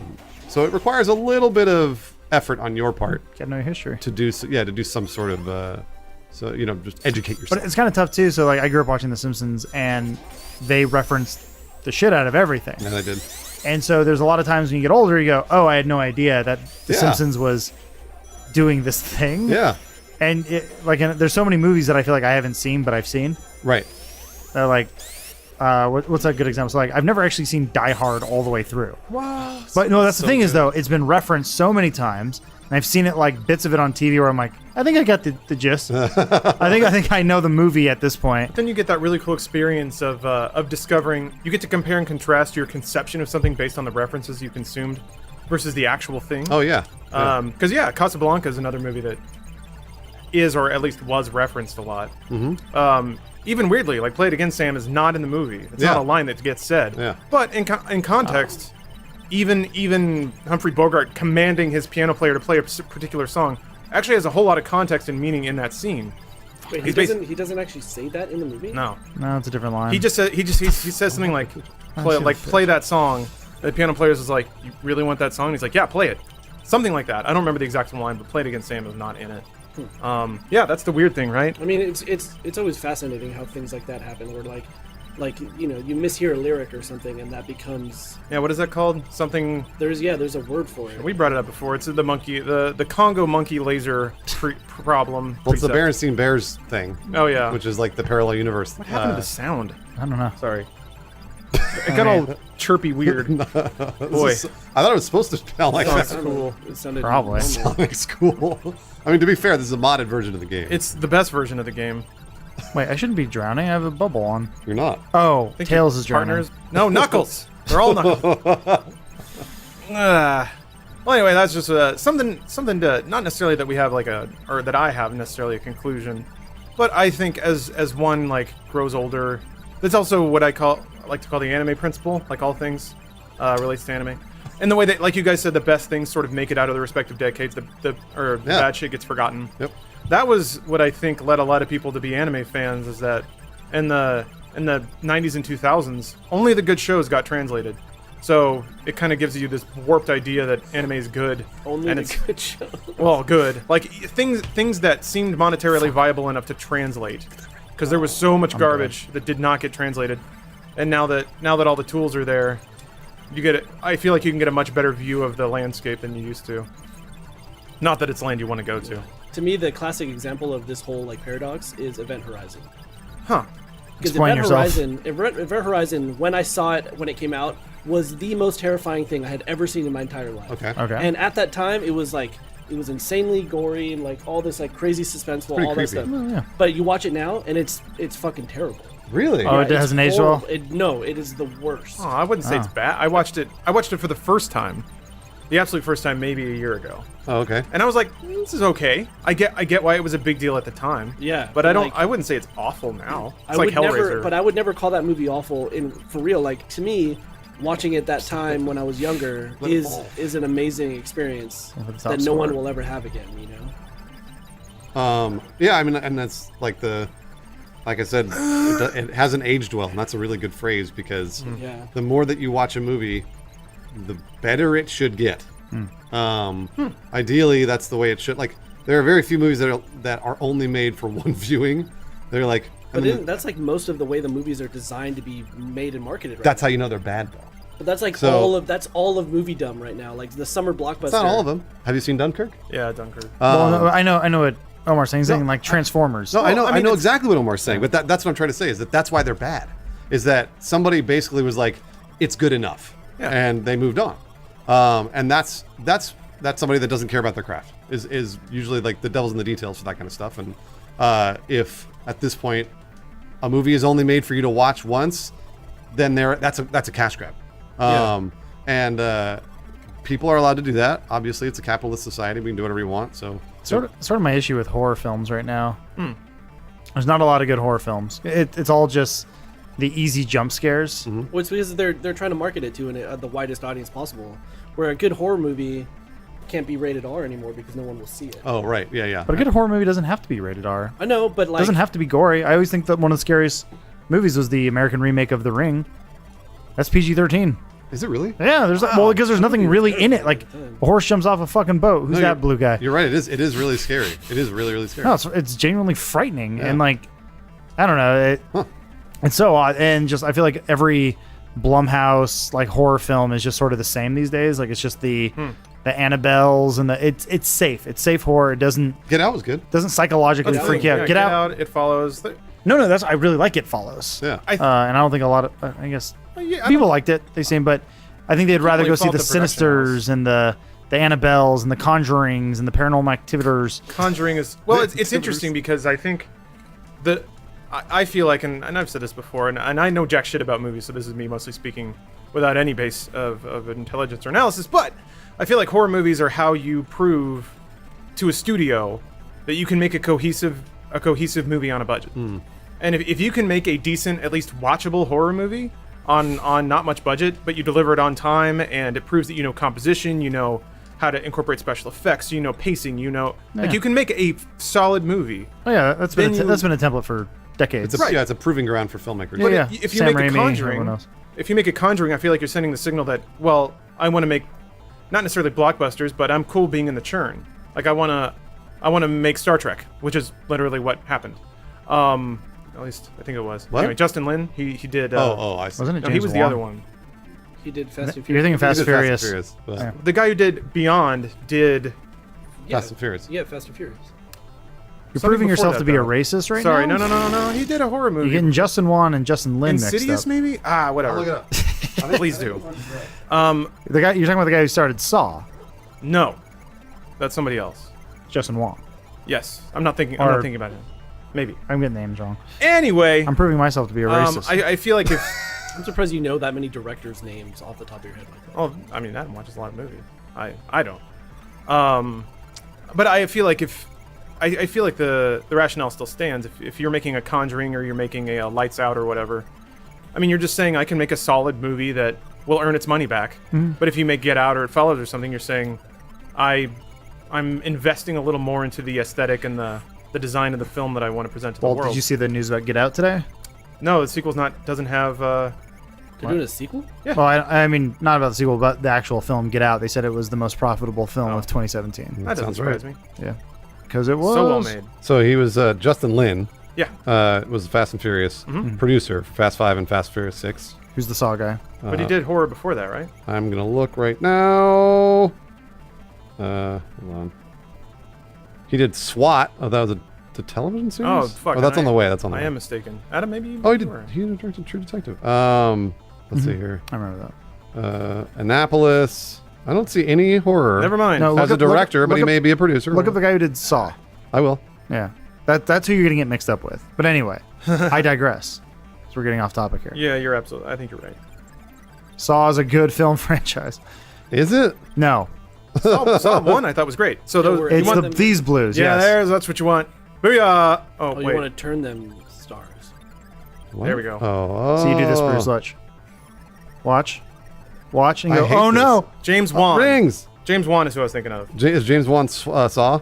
No, he's Insidious and Conjuring. Got it. Justin Lin is Star Trek. Writer on Saw. Maybe he was director on Saw. Okay.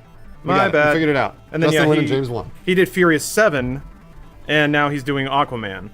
So I think, fuck man, I'm sorry, that was a huge digression, but I still think that So there, viewer. yeah, I still think that you can still send a message with that, even if your message is I know how to put a film together, and at the end of the day, I'm not going to waste your money, and you'll get a product that we can make some money on. But some of those directors have proven themselves, and I think then from there, like basically the movie that they made, like Get Out, is a good example of a film that's very, very tight, and they cared about the details. It's Peele, right? Yeah. And he obviously gave a shit, right? He gave a shit about that movie. He gave a shit about how it was written and directed and shot and all that other stuff. It had something to say. And it had something to say. And that's the kind of filmmaker. Oh, that's the kind of filmmaker happens. that you want. And I feel like maybe like Michael Bay, while an amazing filmmaker, maybe just the Transformers are just cash grabs. Oh, that yeah. They're crazy, crazy films, and they take a lot of production, a lot of work. That's every film. But This sound is all fucked up. but I don't know what happened to It Sonic. sounds kind of awesome though. Yeah, I guess sure. I'll take the Christopher Nolans any day over the Michael Bays. Somebody who is making original productions and also cares about what they're doing. Great tweet there. Yeah, I don't know. That's tough to say, just because I feel like Michael Bay probably does care. Oh, I'm sure he He cares. just cares differently than you. You mean for money? Well, it's like James Cameron, right? He cares doesn't about the need it. tech more than the. I don't know. He cares about I- I think he cared about 13 hours. You know. Yeah, yes. Um, So that's the difference, though, right? Pain and He gain. gets to pick which projects he cares about, and I don't. I'm not crazy about that. Hmm. I would rather somebody care about everything they do than just a few of the things. Some people don't have that liberty. Michael Bay does. Michael Bay absolutely could if he chose to. 100%. Yeah. Yes, he does. It's He's a hard to- millionaire. Yeah, you're He right. can do whatever he You're wanted. absolutely That's what I'm saying. Maybe Transformers to him is art. Who am I to say? I've never made a Transmorpher. So we're talking about how movies can influence your life, but we have a movie that can influence your life in a different way, and that is a video from Beachbody On Demand. Beachbody is sponsoring this podcast, and Beachbody On Demand is their new service, wherein it's basically a subscription service, but you basically have access to their entire workout catalog on the internet whenever you like, on your phone, on your computer at home, what have you. And the thing that I always use it for, and the thing that I think maybe most of our audience could probably benefit from, is if you're starting out on your fitness experience, the thing to consider is that Beachbody On Demand is cheaper than a gym, and you can do it at home. So I can understand gyms can be kind of intimidating, especially if you maybe don't think you look as great. And while people there typically don't care, there is that thought of like, well, I don't belong here until I'm already hot, which is a little weird, but I certainly feel judged in the gym sometimes. And there's a lot of equipment, maybe you don't think you can use it right. The good news about most Beachbody workouts is that typically a lot of them use your body weight, and if not that, maybe some resistance bands or anything. But certainly you can get started with nothing other than your phone and some space to jump around in. So if you've been waiting for something a little more approachable, maybe a little less social overhead, this is a great place to start, I think. So yeah, and you can get your nutrition in line too. Beachbody On Demand also has like cooking shows. They even have a show called Fixate, which teaches you healthy portion sizes, and this is the important thing, it even gives you like healthy cocktail recipes. So if you don't want to miss your drink Really? at night, you can do it. Yeah, be calorie conscious and make some delicious drinks that aren't so sugary or calorie laden. They have over 100 recipe videos where you can learn how to prep your meals, cook kid or vegan friendly meals if that's your get down. And yeah, Does vegan friendly have to be kid friendly? there is separate as a kid comma. or vegan. My apologies. Omar is borderline offended. Who said all kids are vegans? Not a bad question. Thank you for the clarification. But yeah, if you want to get started, we're offering a free trial. All you have to do is text DUDE, D-U-D-E, to 303030, and instructions will shortly follow. But yeah, as someone who I prefer to suffer alone, so if I'm working out, it's typically a very solitary experience. So I vibe on the ability to just sort of whenever I want, in the privacy of my own room or apartment, pull up a video and work my ass off. And they got some hard stuff, man. Matt and I used to dabble in Insanity. I never did the actual routine. We just do workouts here and there. But I did twice. yeah, Bruce got shredded. It was awesome. I Off lost of like it. 25 pounds. Yeah, man. It is far and away the best workout I can recommend. There you go. Absolutely, 100%. So once more, that's DUDE, D-U-D-E, to 303030 to get full access to Beachbody On Demand for free for a limited time. So thank you, Beachbody, for the sponsorship. And yeah, I implore you guys to check it out if you're looking to turn your life around.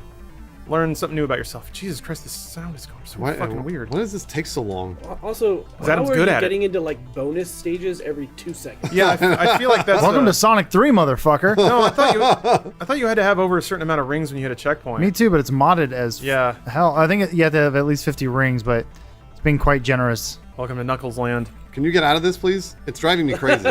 I hate it. Look at the background. Focus on it. Oh, I hate it. Oh, I hate it. It's like eyeballs. Oh, it hurts my eye. It Here, looks I'll like just- little viruses. You know, like what a virus looks Thank like. you. Jeez, get me out of here. Oh, That was great. There Sonic's was, pretty much a virus. there was a hot window in games when it was like the Donkey Kong Country thing. They would pre-render a CG model and then just squish it into a sprite to like mimic the look of 3D, Oh, bullshit. even though it wasn't actually 3D.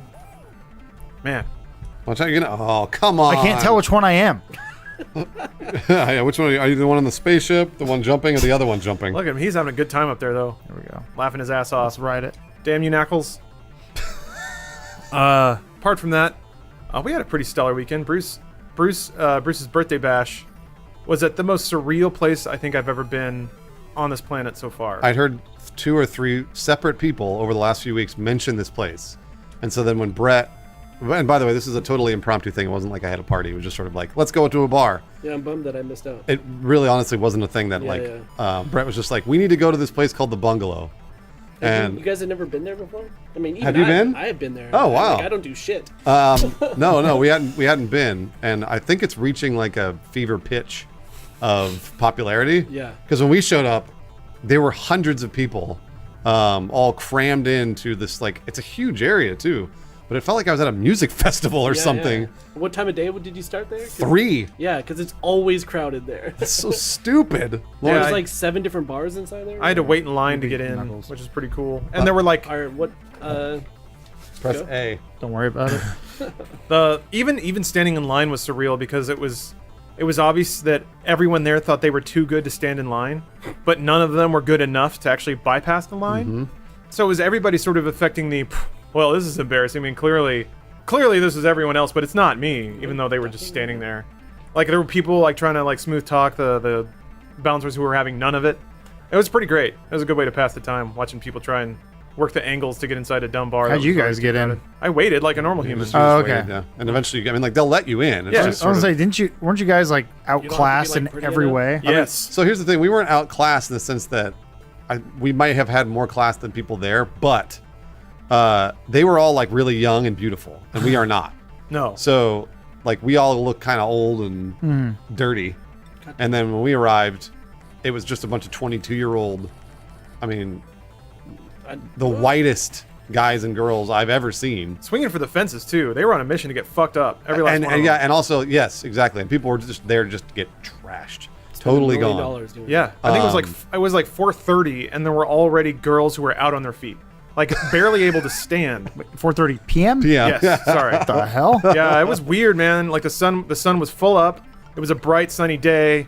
I was like chipper and ready to go, and there were just like girls in heels who were teetering. Well, like, so 2 weeks ago, Jess and I did our anniversary in Palm Springs. Yeah.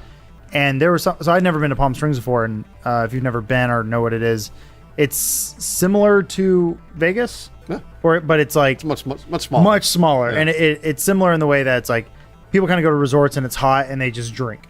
And there was a girl around 6:30 who was like with her boyfriend. And she's like, "How's it going?" She's like, she was done, and she looked like she was from a foreign country, and this was like the first time she was able to drink this much. How old was she? I didn't ask. What did she look?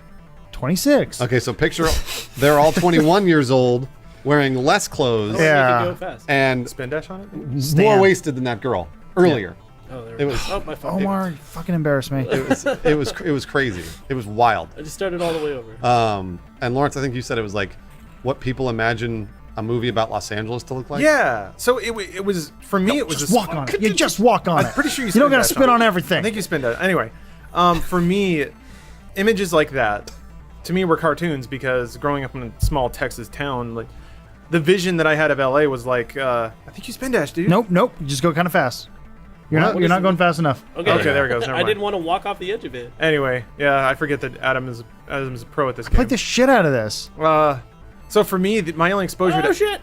I'm embarrassed. I don't know you. my only exposure You're fine. to You, LA I was was just kidding.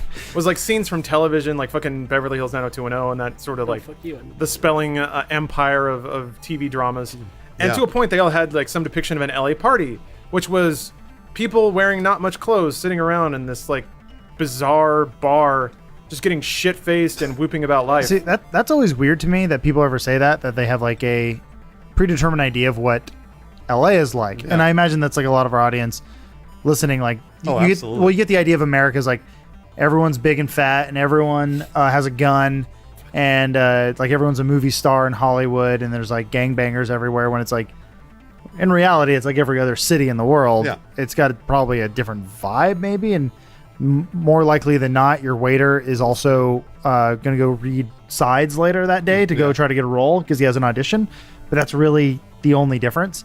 Like, I'm from LA and I haven't experienced like the Hollywood LA life, but for like the longest time. But I feel like a lot of that was people trying to emulate what they thought LA was. Yeah. Yes.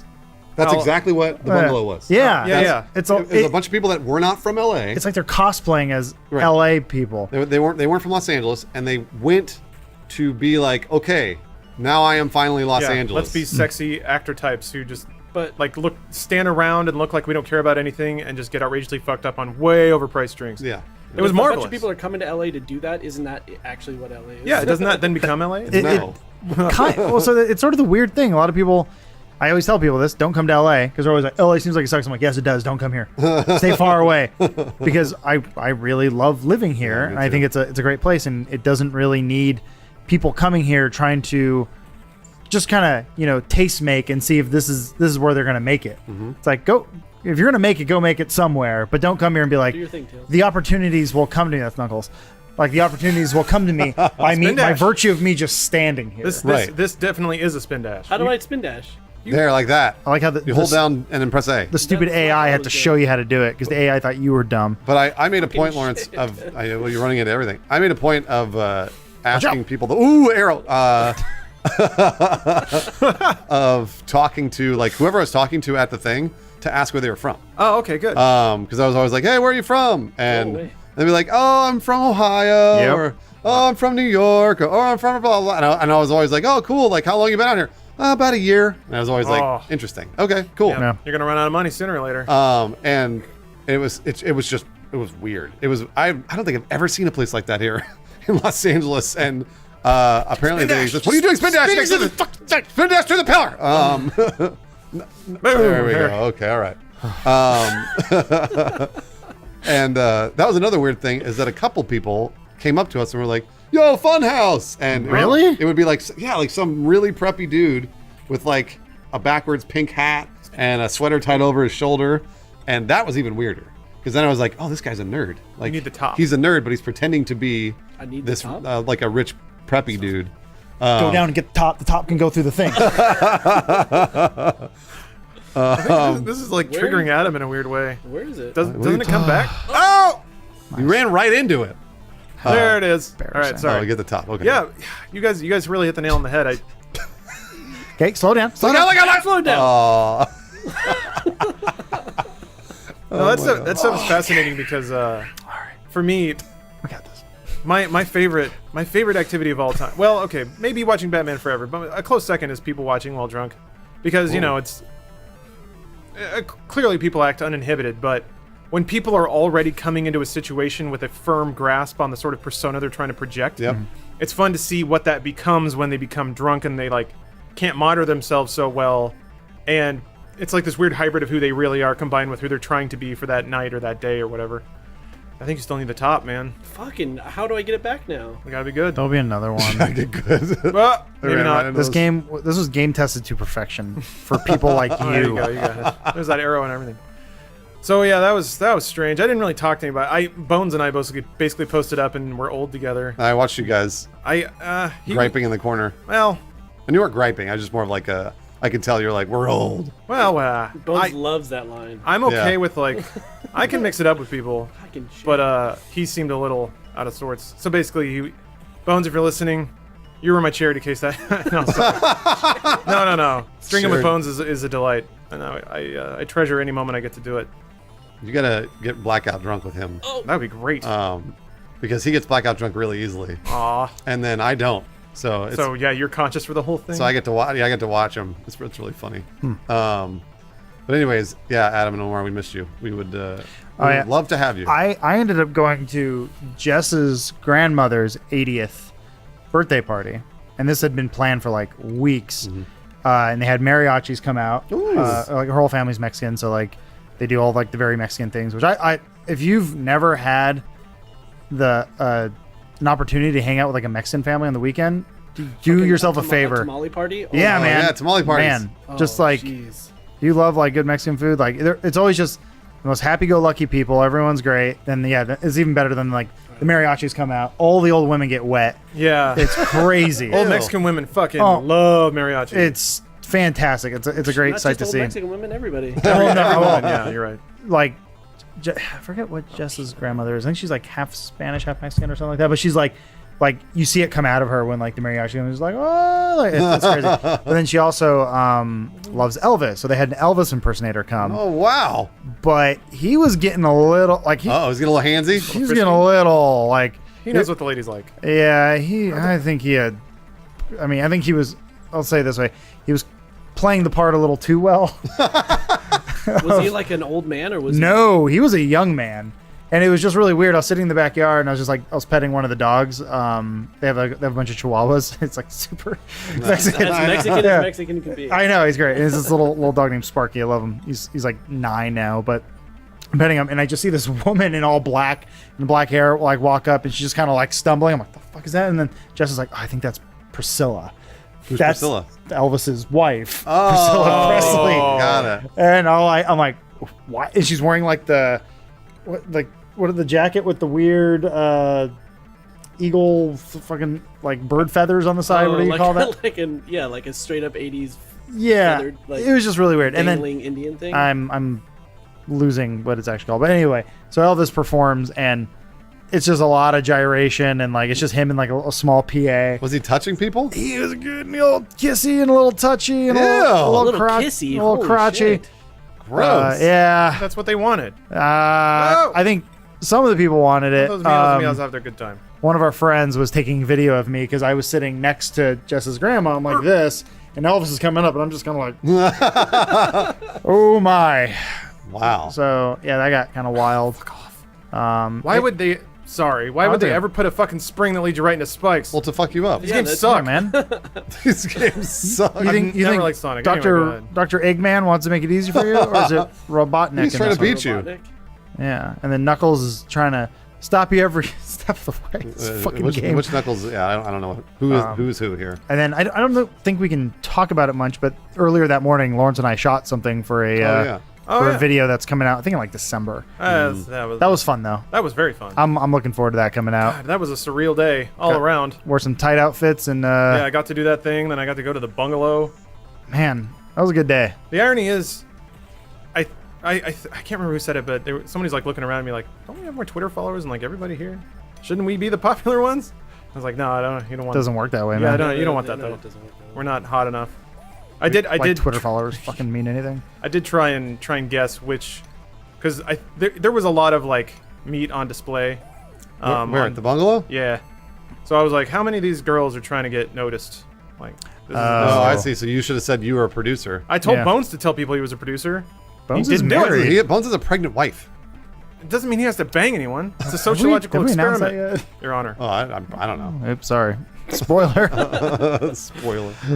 Anyway, Bones could have made some girl very happy. What are you For- talking? He's No, he's fucking married. I'm Bones not is the saying most sleep with her. married. I'm saying lie to her and then leave. Every time Nice. that Bones gets even slightly drunk, he starts going on and Yeah. on about how much he loves his wife, how much he misses her. He did that. I think one did that time at he was the like, bar, too. "I don't deserve her. She's better than Mike. You should tell her that next time." Yeah, no, Women love that. he did that. He was going on about how much he loves Allie. Aw. That's so sweet. Because he does. Nice hell. jump. Nice jump. I keep bonking my head on that stupid. Yeah, Go to the very edge, man. Oh yeah, it's that easy. There we go. There. And Tails just biffed it. Good. Knuckles too. Baby Knuckles. Oh man. Oh, why'd they put spikes there? everywhere. Jesus. What? Oh, those are invisible spikes. Sonic's never been good. Hit his eye. Nice dodge.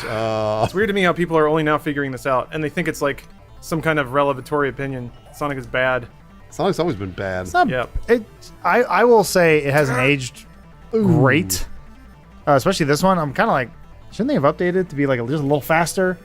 I'm used to games being a little quicker. And I guess he is quick when he's moving, but Yeah, when he's the moving. minute you gotta like ramp back up, look at that. Yeah, he's like, Well, I knew that one went to the left, so I held left, and then that slowed him down. Never Yeah. mind. It's stupid. That's all right. I don't know. Lawrence, you want to do an ad read Yeah, and we'll play? somebody got to take He's this looking at you. I saw him. take this weight off my shoulders. Half of his Douche. fucking- Oh, that Idle. yeah. Idle animation. That's the other thing. All right, baby. So I had my There we go. I had my surreal day with Bruce. Got pretty messed up. Went home, sang along to a Dire Straits album, and fell asleep. But I think I did it the wrong way because my back felt a little weird yesterday, and today I can barely move my neck. So yeah, I drank so hard I threw my back out. Something. I don't know what happened. Usually when that happens, I did something real stupid.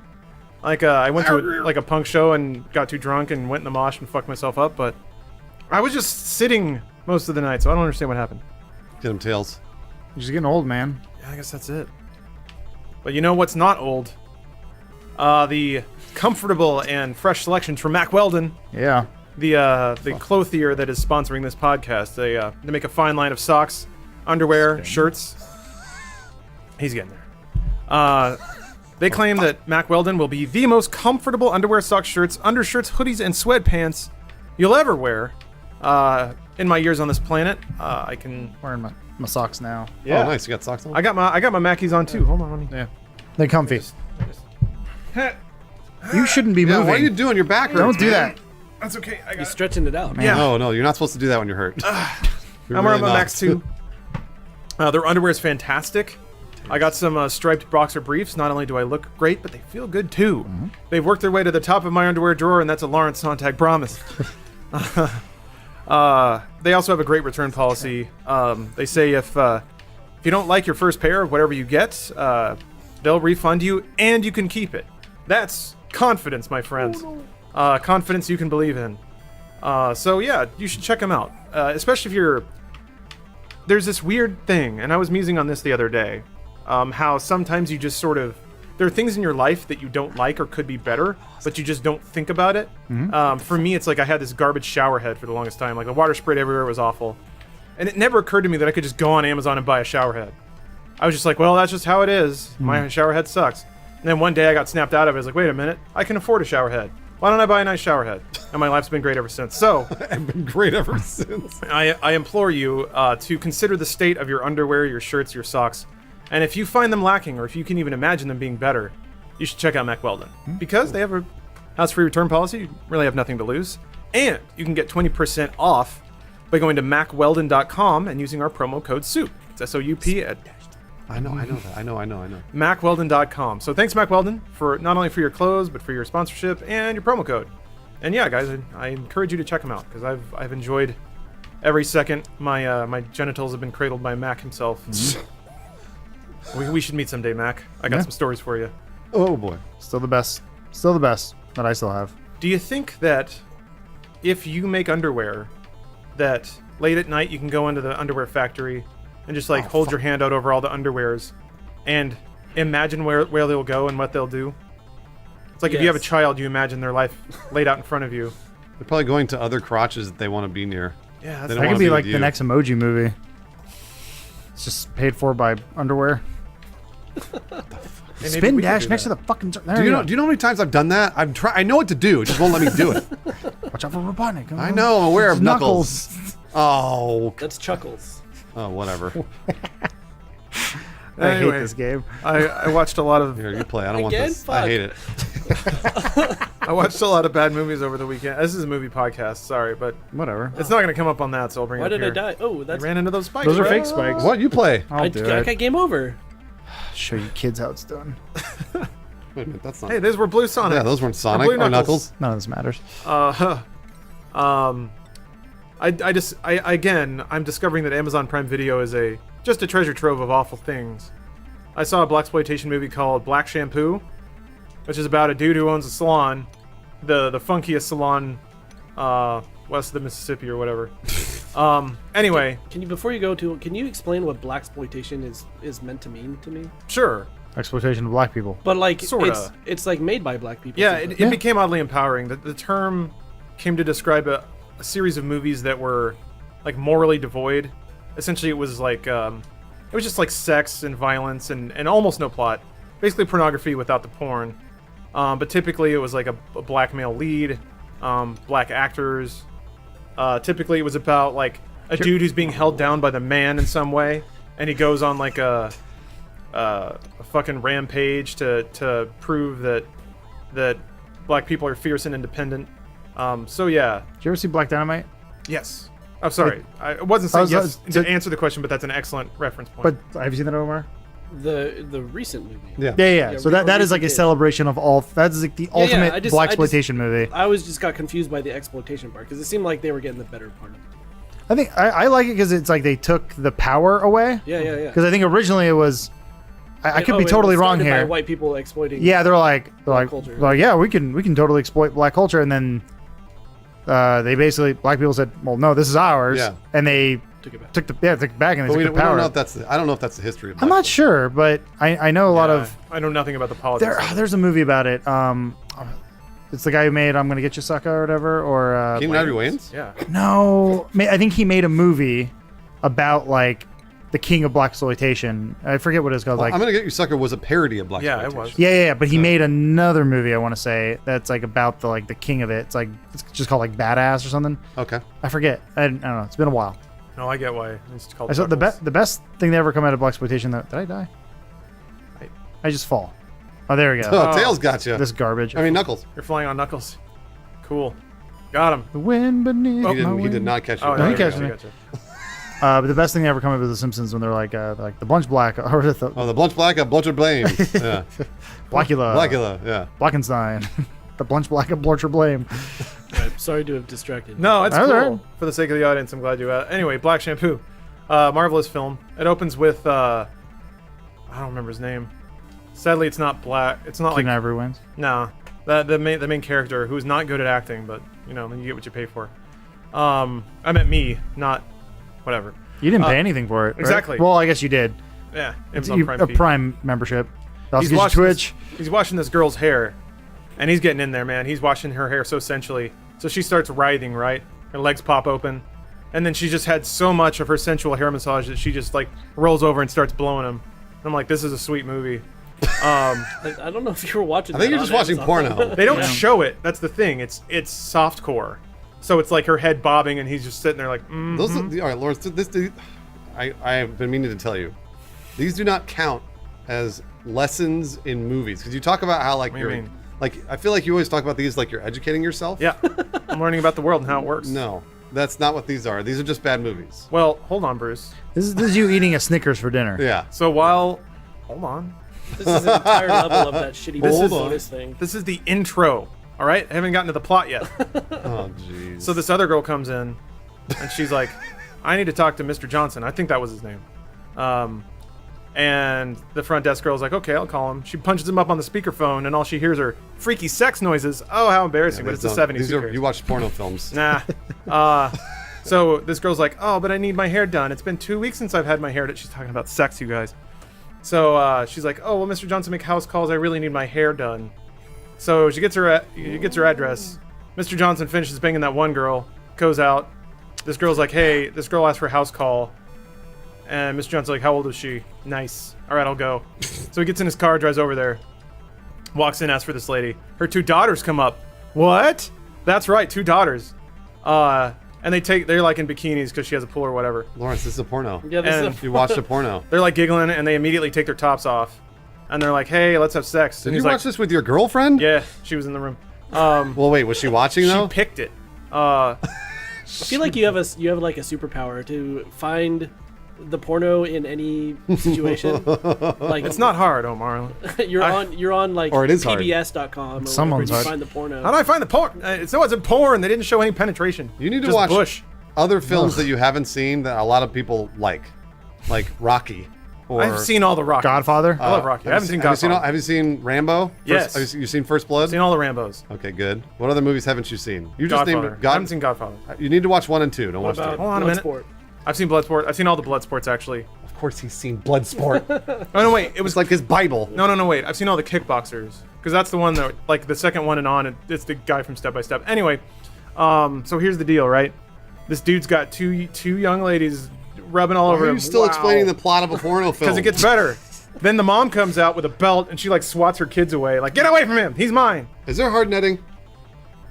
No. Damn it. No, there is. Hold on. Yeah, because we only have 4 minutes. Shit. I'll say this is hard netting. The daughters fall in the pool and she's like, this is mama's house. And she like takes off her underwear and starts fucking him right there in front of her daughter. It's just a porno! You didn't see any penetration. It's not porn. I mean, Is that- softcore is that the pornography. level? You have to actually see it go in for it to be porn. Yeah. No, it's called softcore porn. Well, it wasn't hot enough to be that though. I guess it was just bad then. I mean, Yes. I guess whatever's hot enough is determined to the user. Yeah, you just watched a bad porno movie. That's all you watched. It wasn't porn. There would have been like more fucking. It would have been better. Get to Damn the it, hard Chris. netting. Yeah. Okay, so Here we go. I gotta pull up. Chaos Emerald. What? You knew that was there? Yeah. What do you play? Adam's really good at Sonic. Fucked it up. No, you got it. That's all right. I'm learning. Let me pull up the results been from a while. last week. So as you'll recall, it was a Oh, tie. yeah, straw poll. It was a tie between the Guardians / Knuckles extended family tree. Brotherhood of the Guardian. Brotherhood of the Guardian, yep. And somebody in didn't the make a jump. post show actually laid out the whole story of what happened there. The gentleman that created Knuckles' lineage was like either dismissed or quit the comic books. He sued Sega Oh, no. for the rights to Knuckles' family tree, won, and then started a side story of his own Knuckles verse. Oh. So That is hard netting. And we were arguing about that last time. And I feel like that is absolutely hard netting. well, Bruce, you're in luck. I mean, I peeped before the show, but let me pull up the latest results here, because last I checked, Ivan Doran had well been unseated. Really? Yeah, come on. That's surprising to Bring hear, up those- actually. Okay, so here we go, The public will only give them so many weeks. Yeah, that's true. That's true. and that's part of it. So at 58% to 42%, the Brotherhood of Guardians has won over Ivan Doran. So Ivan Doran, you netted very hard. You had a run worthy of Big Knee Lover, but now Knuckles' family tree it's like the Echidnia, is what it's called. It's Echidna? No, it's a kid apostrophe NYA, as I think what the new, the Knuckles legacy with the Sonic IP extracted is Oh now my called. gosh. I have Someone's to look that gonna up. beat you up. It's probably going to be me. But let me see here. Let me look up my little thing here of all my hard netting Stoic contendants. He doesn't care. No. Yeah, Knuckles, Knuckles don't give a shit. we'll go with Lizard Force. Can you pause that real quick? What do you mean? Okay, never mind. Pause Sonic or Knuckles? It's too fast. Damn it! You can play while he's doing that. Oh, you you can't. can't. Yeah. Gave up on me. So let's see here. Just like my mother. Taking away my Knuckles. It's weird that game made me more dizzy. You're not than typing any, anything. Like 3D. It made me sick to my stomach. Yeah. I don't like it at all. All right, so it's squaring up against Lizard Force. What's Lizard Force? I mean, it's pretty self-explanatory. Oh! Sweet. That's a dinosaur. That's a T-Rex. He's a lizard. Holy shit. So, So this, how, is this related to Lizard Squad? Play that I video. don't think so. So Lizard Force is Stop motion. Oh, this is fucking awesome. Lizard Force is a series of cool dinosaurs that are in tactical gear. Yeah. And I mean like full 2017 tactical Army Man gear. I dig it. They have weird. human hands for some reason.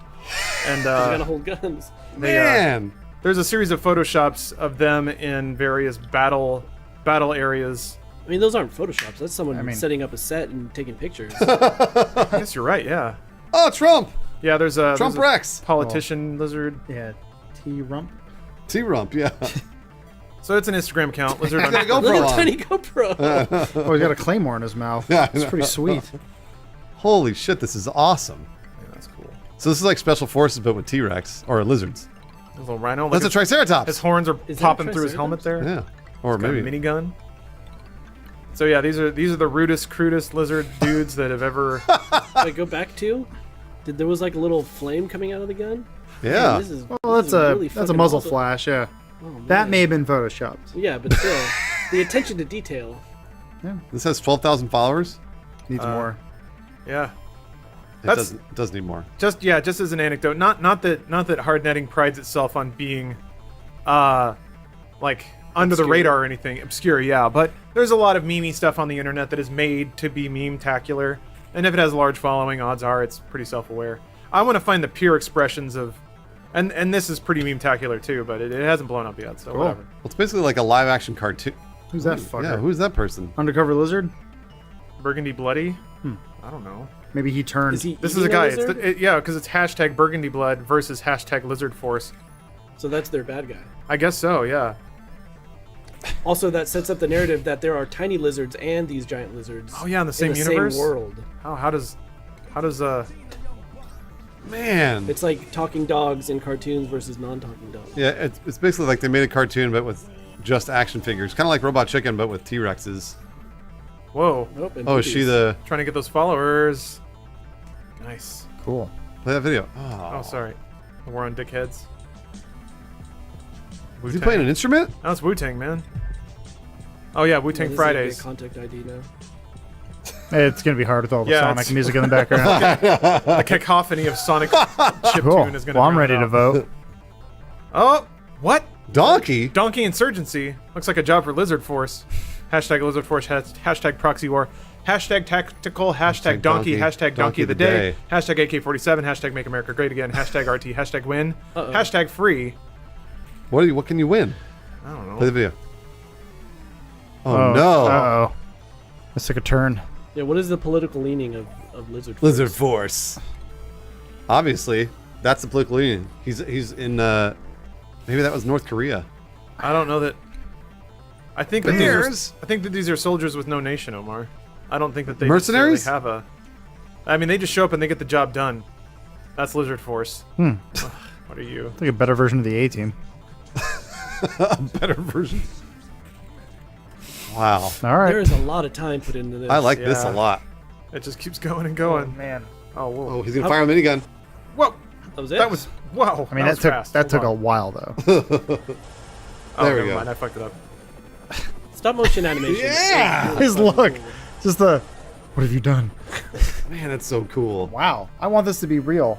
It is All right. real. Look. This has got to be some kind of like viral. Yeah. This is gonna be on Adult Swim at some point or something. Hopefully. Turn mankind into sausages. Sweet. How many pictures? Oh, only 80 posts. Okay. I'm gonna fucking. Turn off Sonic. Yeah, it's. I mean, it's off for the stream. It'll be off for us too. I hate that music. It's not supposed to be like that. Makes me want to kill myself. It lost like half the instruments at some point and they never came Didn't back. you're the one who installed mods though that made it all Knuckles, and you're surprised that the music's bad? Yeah, that's weird. Also, you guys want to hear something cool? Yes. Deck's not recording. Oh, Whatever. well, we're streaming. Yeah, we'll have to do it with this. Oh no. Yeah, that was a major fuck up on my part. Oh well. Hard nuttin'. Who you guys want to vote for? I'm voting for Lizard Force Ditto. all the way. Okay. Omar. Yeah. Shit. What was the other one? Yeah, Whatever. you fuck made it. it made you forget. It was Yeah, fuck Knuckles. it. Yeah, no. This It was one. Knuckles This is Family fucking Tree. Awesome. All right. We all Stop tuned out. motion. It was Knuckles Family Tree. While I love Knuckles, it's got to be Lizard Force. Lizard Force. Here's the only problem. He's got 12,000 followers, so that seems like a lot. I feel like there should be. It should only be like 500 followers. Click at the Facebook page. I want to find out how many people are on his Facebook page. Come on, Lizard Force Facebook. That can't. That doesn't matter. It doesn't matter how popular they are. No. Oh, look at the effort put into this. Yeah, I mean there is a lot of effort, but there's a lot of effort put in that Knuckles Family Tree. Don't let other people's opinions sway your own. You know, just because the popular kid's popular doesn't mean it's good. It's true. It doesn't mean it's bad. That's It's also just- true. I know, but I'm just saying, let your opinion be yours. What the fuck is this? Facebook. It's I'm the trying to worst. trying to go to Lizard Force on You Facebook. can't look at it without logging in at all. I don't know. Why do I have to security check? Never mind. I vote for Lizard Force. There we go. Oh, okay. Fuck. How many likes? 727. Okay, that's more like it. Now we're talking. Look at this whole movie that's happening right now. Yeah, we're in on the ground floor list. Look at that. Oh, an old lizard. You see him nod? Wow, all right. They just fist bumped. Yeah, they win. All right. Pretty They fucking win. sweet. Well, there you go. They win. Blizzard Force has taken it away. Knuckles, you had your time in the sun, but now it's done. Get fucked, Knuckles. And that'll do it for this week's podcast. Post show is coming up shortly. Please stay tuned for that. We're going to look at some fan art. We're going to answer some questions. And we're going to give people serious life advice because we're qualified to do that. And thank you for watching this week. I'm diagramming this out in my head. The podcast may have to go out with a bunch of annoying Sonic shit in the background. There's no way not to. Yeah, I'm trying to think about it. Oh, that sucks real bad. Oh, yeah. At least it's going to be real quiet, so yeah.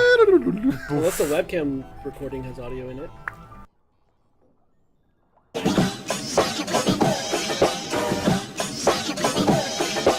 Hello and welcome to another Pretty Good Gaming Podcast, episode number 24. Another three-man podcast and no Mike. Again, he's off this week. I'm Jake Lukowski. Joining me today, Mr. Gareth Evans. Hello, everybody. And Mr. Liam McKelvey. Hello. So today, guys, we're going to be jumping into the topic of reviews and the importance they have on the industry, the pressure they've got on the industry, the pressure they've got on you as a consumer, and the pressure they've got on the people that write them. They're a giant beast that we want to tackle. We also want to talk about The Long Dark a little bit, fact of the week, and, of course, the Patreon questions. So let's just jump straight into the main topic. Reviews. Hellblade looks pretty good, right? It looks does. cool. Looks good. We made the video about how cool it looks. They saw it and they emailed us. They said, that was really good, guys. We were promised a code. We didn't get one. Nice one, Ninja Theory. So what we can talk about is the reviews because we didn't get a chance to play it ourselves. So I woke up this morning and I checked the review, and one particularly standout review was by your boy Jim Sterling. The reason that stood out is because he gave the game a 1 out of 10 because of a bug. A game-breaking, unplayable bug. And interestingly, at the time of recording, he's now took that video down. He's tweeted, "After hours of arguing and thought, I'm displeased with how I've handled the Hellblade thing. Stand by." But it did happen. He gave the game a 1 out of 10 because of a bug, guys. Do you want to explain to them what the bug was, and like in his words? Because you explained to us in the office this morning. Sure. Like, what was it that caused him to give it a 1 out of 10? Because he was enjoying it up to the point where the bug He was occurred. like singing its praises all the way up until this bug. Okay. I was going to get to that in a bit, but I'll go into it now, right? So, yeah, he was enjoying the game. He outwardly said that he was looking at giving it maybe an 8 out of 10. He was saying he was getting the feelings of a strong 7 to a light 8.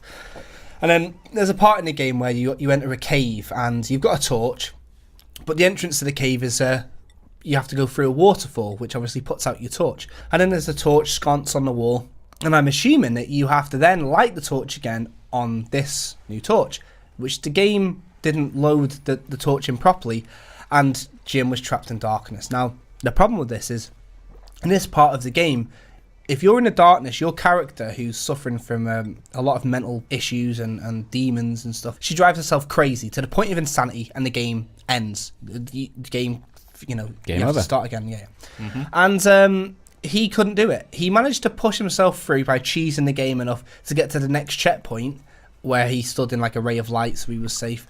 But then it got worse, and he was 8 hours in. He's a busy man. He didn't have another 8 hours to just go back and do it again. Maybe one thing you could do in this situation is to wait until the devs fix it. It's day one. It's only came out today. And he didn't know. He didn't have the time. He didn't want to wait around. He thought, I'm going to fly with this. I'm going to give it a review of my experience with the game so far. And that's a 1 out of 10. 1 out of 10. Considering he was enjoying it to a point where he said he's giving it a 7/8 maybe at a push. Yes. And then because of this one game-breaking bug, which I can assume is not on everyone. No one else has For commented on everyone it. else. No one Very else. rare from what I've read. Yeah. Not many people have found it. So because of that, it gives it a 1 out of 10. Is that an accurate reflection of how good the game is then? 1 out of 10. Do you think that that's fair? Unless you read all of his review, you're not going to realise the reason he gave it a 1 out of 10. Exactly, yeah. If you just look at the number, you just go, You're going to think "Oh." this game's shit, yeah. Exactly. Bear in mind, this is the guy that gave Legend of Zelda Breath of the Wild a 7 out of 10. And the internet lost its shit. Yeah, exactly. More on that in a bit, actually. But so he gave that a 7, Zelda. Then he was going to give this a 7 or an 8. So he must have been really liking it, right? Yeah. But the thing is that is 1 out of 10 a a fair review? Is it what he should have done? I mean, it's his own personal experience, but like, I mean, it's a bit too impulsive. Do you think? Yeah, exactly. Yeah. That's what we thought. Like, it's like he's throwing the teddy out the pram. Oh, I couldn't get to finish my game, so I'm throwing. So I'm giving it a 1 out of 10. That's how it felt like to us. And with his response, his tweet saying that he's not happy with how he dealt with it. It's like on reflection. Exactly. He's calmed down a bit. He's calmed down. He's had time to just like calm down, think it back, and go, I was a bit too impulsive on that one, wasn't I? Let's give a bit of context about this game then, because this is by which studio? So it's Ninja Theory, which is a British studio. It's been in the works for a very long time, and you might not notice by looking at it, because normally indie games have got a very specific look, but this is actually an independent game. Okay, the graphics look pretty awesome. You couldn't really tell us apart from a AAA game in terms of its graphical style, and it's a fairly short experience. They're pricing it at a AA price band. It's about a 10-hour long game. Jim got about 8 hours in, right? Sorry, just a sec. That was part of the pitch, though, wasn't it? It was like, we are an indie developer. We're making a AA game. We're doing it for a knockdown price from AAA games. This is what we're aiming for. But the graphics are high end. The voice acting, not the voice acting, the motion capture. The motion capture, again, is high end. This is some technology that's never been seen in gaming before, apparently. It's that good. So really impressive stuff. So they're very for an indie development team, they're very pushing boundaries a lot, and they're trying to achieve something that not a lot of indie developers achieve, which is high-end graphics, high-end face capture, and all that, which should be applauded in its own right, because the vision and like what they're trying to achieve here is something tremendous. And so when you see a reviewer like Jim Sterling, who, like, loads of people follow him on YouTube. He's got over 500,000 subscribers on YouTube. Loads of people read his website. Yeah. So is it fair for him to just trash on this game because of a one little bug where, he ended up getting pissed off and threw his head out the pram? Is that fair? Do you think that the problem here is that he needed to get this review out before the embargo in his head? So rather than wait, like what we're saying would be probably the more logical thing to do, because like we're saying, day one patch 7. Do you think just so he gets the hits on his website, just so he gets the views before anyone else, he has to be in that first wave of people putting out a review right now on release day and all that? Do you think that maybe that's some of the reason why he's had to fast forward this process and just put the review out there as is? Do you think that there's a pressure on these reviews to do it? Or do you think someone like Jim Sterling could put out a review in a week and people would still give a shit? Because I do. I think there's a couple of reviewers, and Jim Sterling's one of them, where he could review an old game and people would watch it. He could review he could review Half-Life 2 and people would watch it. I feel like there's this weird thing with video game critics where there's a kind of a rush to get stuff out. And let's talk about this. Let's talk about the damage that this can cause on a man's reputation. We'll come back to Jim Sterling in a minute. But if you guys have seen a Video Game Donkey video about game critics, you're going to know what I'm talking about. But recently, Crash Bandicoot, the trilogy, came out, the Insane trilogy. And notoriously pretty challenging game. Got some good reviews. One review wasn't very warm on it. When you look at the review, you find out that the guy reviewing it played half of each one of the 3 games. Is that enough to review a game? Half a game, do you think? Or do you think that's just an impression? It's a tricky one, because if they playing halfway through a game, you're going to get the argument your opinion isn't valid because you don't have a complete experience of the game. Whereas, in like a multiplayer game, you don't need that. You can play an hour or two, and a lot of people see that's enough to get a good idea of the content. Yeah. But with a single player game like Crash, especially when the levels get harder and harder as they progress, but he was already complaining the early levels were too hard. I don't think it's a very good impression to put out there. Yeah, you can never get a full, complete idea or impression of a game if you're only playing half of it, because the second half of a game might be completely different. It might be. It might not. Crash Bandicoot might not be the ideal example of it. Yeah, but. There might be a game where you only play a couple of hours, like Horizon Zero Dawn, for example. I'm not going to name names here, but there's the reviewers out there who played maybe only 3 or 4 hours of the tutorial mode of Horizon Zero Dawn.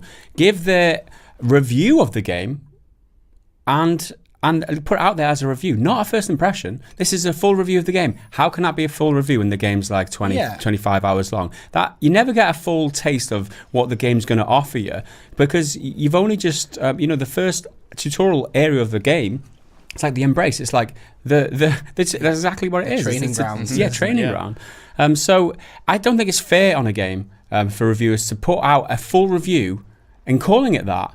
Whereas in fact it's just an early impression. It's like a impression of it. It is. When you watch all the gameplay of videos like that, and you've played the game yourself, and you can see all the footage that's been recorded is in the first couple of hours. It's very worrying, because these people are swaying people's opinions. I want to talk about that. I want to talk about you guys a little bit. Mike is a big fan of reviews. Mike always says on the channel, if you guys are avid watchers, whenever he says, don't pre-order a game, wait for reviews, doesn't he? Right? He's clearly looking at Metacritic on day one, as is a lot of people. What about you guys? Do you guys have any reviewers that you actually do watch? Are you follow any, or you guys make your own minds up? What do you... Probably for me, Eurogamer are a big one. They usually go quite in-depth for their reviews. They don't have the numbering system either. They give it the avoid, recommend, or essential badges. Yeah. So it's kind of similar to how ACG does it with his, buy, wait, rent, that sort of system. But reviews do play a big part for me. But I also try and look at stuff like streamers on day one and like gameplay demos and impressions. And I try and combine them all into like one to see, like, get a good impression of a game. Of how you feel about it, yeah. Yeah, so like Total Biscuit, I know he plays a lot of strategy games. Yeah. So if he's like singing a strategy game's praise, like, it's probably going to be pretty good at what it is. Yeah. But if like he's criticising a strategy game, you should know it's probably going to be a bad one. I think that video game reviews and tastes in video games is all so subjective that you're never going to agree with everybody on games, and the best thing to do is align yourself with a reviewer or a critic that has similar tastes to yourself. So this is what I would try to do. I try to find someone who thinks the same as me on certain particular games, so I know that I'm kind of in tune with this person, and that when they have a decent impression of a game, it's likely to be. It's not necessarily going to be. It's likely to be the same feeling that I'm going to have towards the game. And then, like Liam, I add that to some gameplay that I watch and some maybe Metacritic reviews that I can read the very, very worst of what people think of the game, and then the very, very best of what people think of the game, and then throw that all in the cauldron, mix it all up, and then just get an idea of whether I'm going to like this game. And then based on that, like overall it's not objective, but that overview opinion. Yeah. I can then base my decision whether I should buy this game or not. I think that's the best way to do it. It's never just believe one reviewer, and never always think that anyone is right, and never assume that that reviewer's played the game to the end and that they know what the fuck they're talking about. Yeah. Because one reviewer can be so biased just because they had a bad experience or something. Mm-hmm. Yeah. And that, it might lead you to missing out on that awesome game that you could have an awesome experience. Yeah, with. Exactly. I mean, are you going to think Hellblade is a 1 out of 10 because Jim Sterling had a bug in his game? No. That's very personal to him. I think you guys are right. ACG is a guy that I find I don't actually agree with many of his opinions when it's him personally. What I like that he does is that he reviews a game as a product. Like, let's look at the quality of the story. Let's look at, like, some things are subjective, but some things, like the playability, the FPS and stuff like that are factual. And he tries to look at something as a product. Like, is it worth it? And, like, how many hours of gameplay do you get compared to how much enjoyment you get out of it? How much of that is quests? How much of that is, I like that he does that, and he doesn't make it all about him. And, this is the big issue, isn't it? A lot of reviewers make their reviews about them. Jim Sterling is notorious for this. And you know what? I gotta say, if this sounds in any way like anti-Jim Sterling, it's not. I am a fan of Jim Sterling. I think we all are. We all are, yeah. He does it on purpose. He plays up to it. He's egotistical. It's a character, I get it. The Legend of Zelda Breath of the Wild is arguably, and you'll have a good time arguing with the people that think this, the best game of all time. It's one of the highest rated games of all time. And if you meet somebody that's a super fan of this, good luck telling them it's shit, because it's got a huge, huge following and it's caused some big waves this year. Okay, Jim Sterling gave the game a 7 out of 10, which is pretty lukewarm for a AAA game, right? That's like, I mean, PC Gamer just gave Fortnite a 5, and that's made news because everyone's like, oh my god, they gave something a fucking 50 out of 100. So a 5 is trash for AAA. So 7 is kind of like, okay, you know? Yeah. And he gave it a 7 out of 10. He got hate. He got the fucking internet mob. Reviewing games can take its toll on you as a person. Do you guys think that one of the reasons we don't do reviews has anything to do with that, or do you think it's because we realise that it's all subjective and we try and talk about facts? What do you think the reason that we aren't personally so happy to put our opinions out there? Well, it's not that at all. I think we have tried reviews in the past. We did Overwatch, we did Little Nightmares, but nobody watched them. And compared with the regular news type videos that we put out, there's why play a game for 10, 20 hours and base a video on that when we can just spend a lot less time researching. Not that we don't spend a lot of time researching, because we do, but we spend less time researching than we would do playing a game to make a review.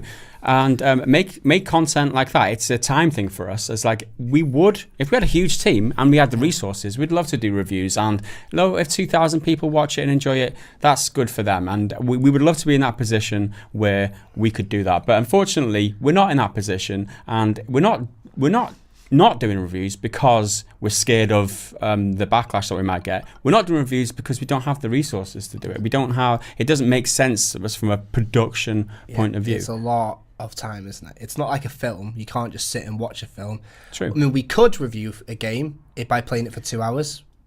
Yeah, but we wouldn't be doing a good service, and Exactly. we'd be misleading people. This is the point, right? And there's a lot of responsibility that comes with that. So, we just spoke about Jim Sterling being part of getting shat on by Zelda fans. Can you guys remember that? He was Yeah, getting it was hate, huge. he was Yeah. Did a video death on it. threats. Exactly. And there's like YouTubers like Worth a Buy who will get absolutely slated in the comment section for some of his videos, and it does get to them. They'll remove their comments.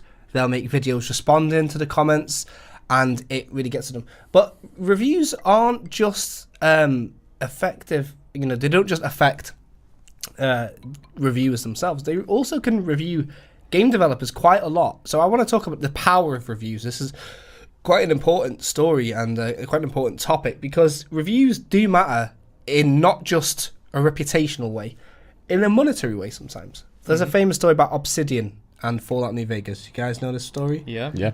If you don't know, basically Obsidian developed Fallout New Vegas. Bethesda made Fallout 3, right? And they said, if you can get a Metacritic score of 85, we will give you the royalties to this game, which is a big bonus. And in the cold, rigid, and unfair business world, they were 84. They were 1 point away.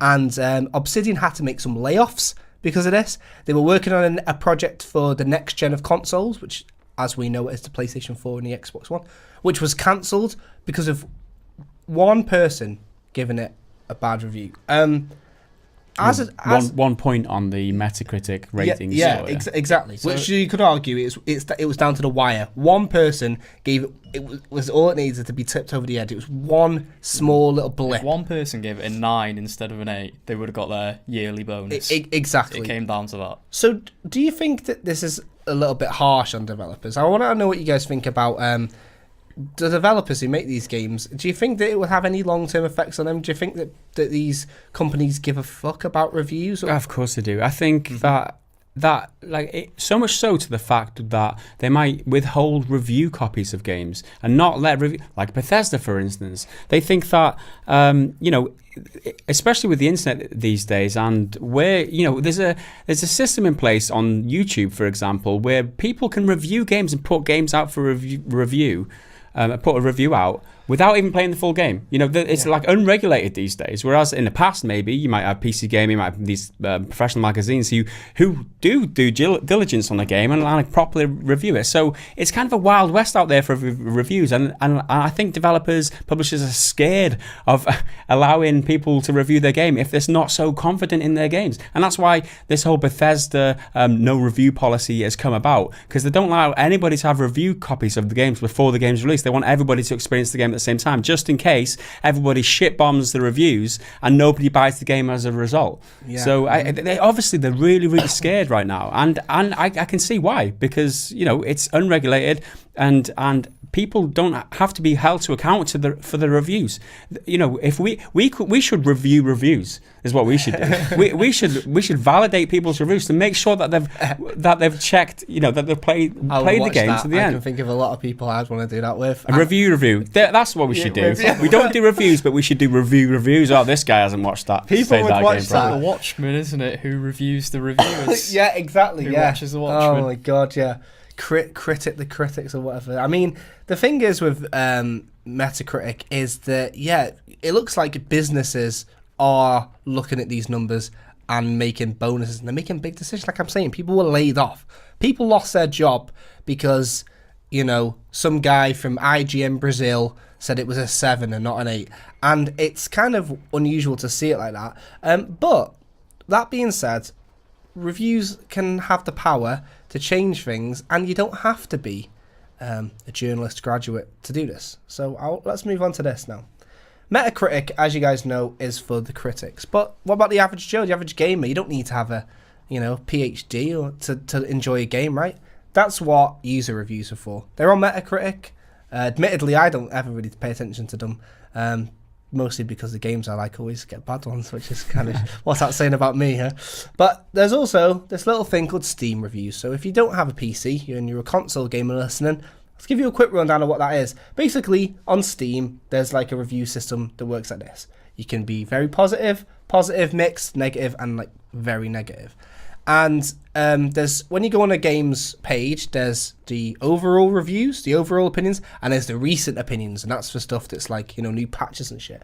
And these reviews are quite important, and we've seen and we've reported on a shitload of news that's involving people turning the game around for themselves with these reviews. What I mean is Paradox Interactive. Remember those guys? Mm-hmm. What did they do? Put their prices up. How did people react? They fucking bombed the shit out of them. Review bombed, yeah. And what happened? One day later, they turned it round. They got a response from the developers and they changed the pricing structure. Yeah. Do you think giving people that much power is good?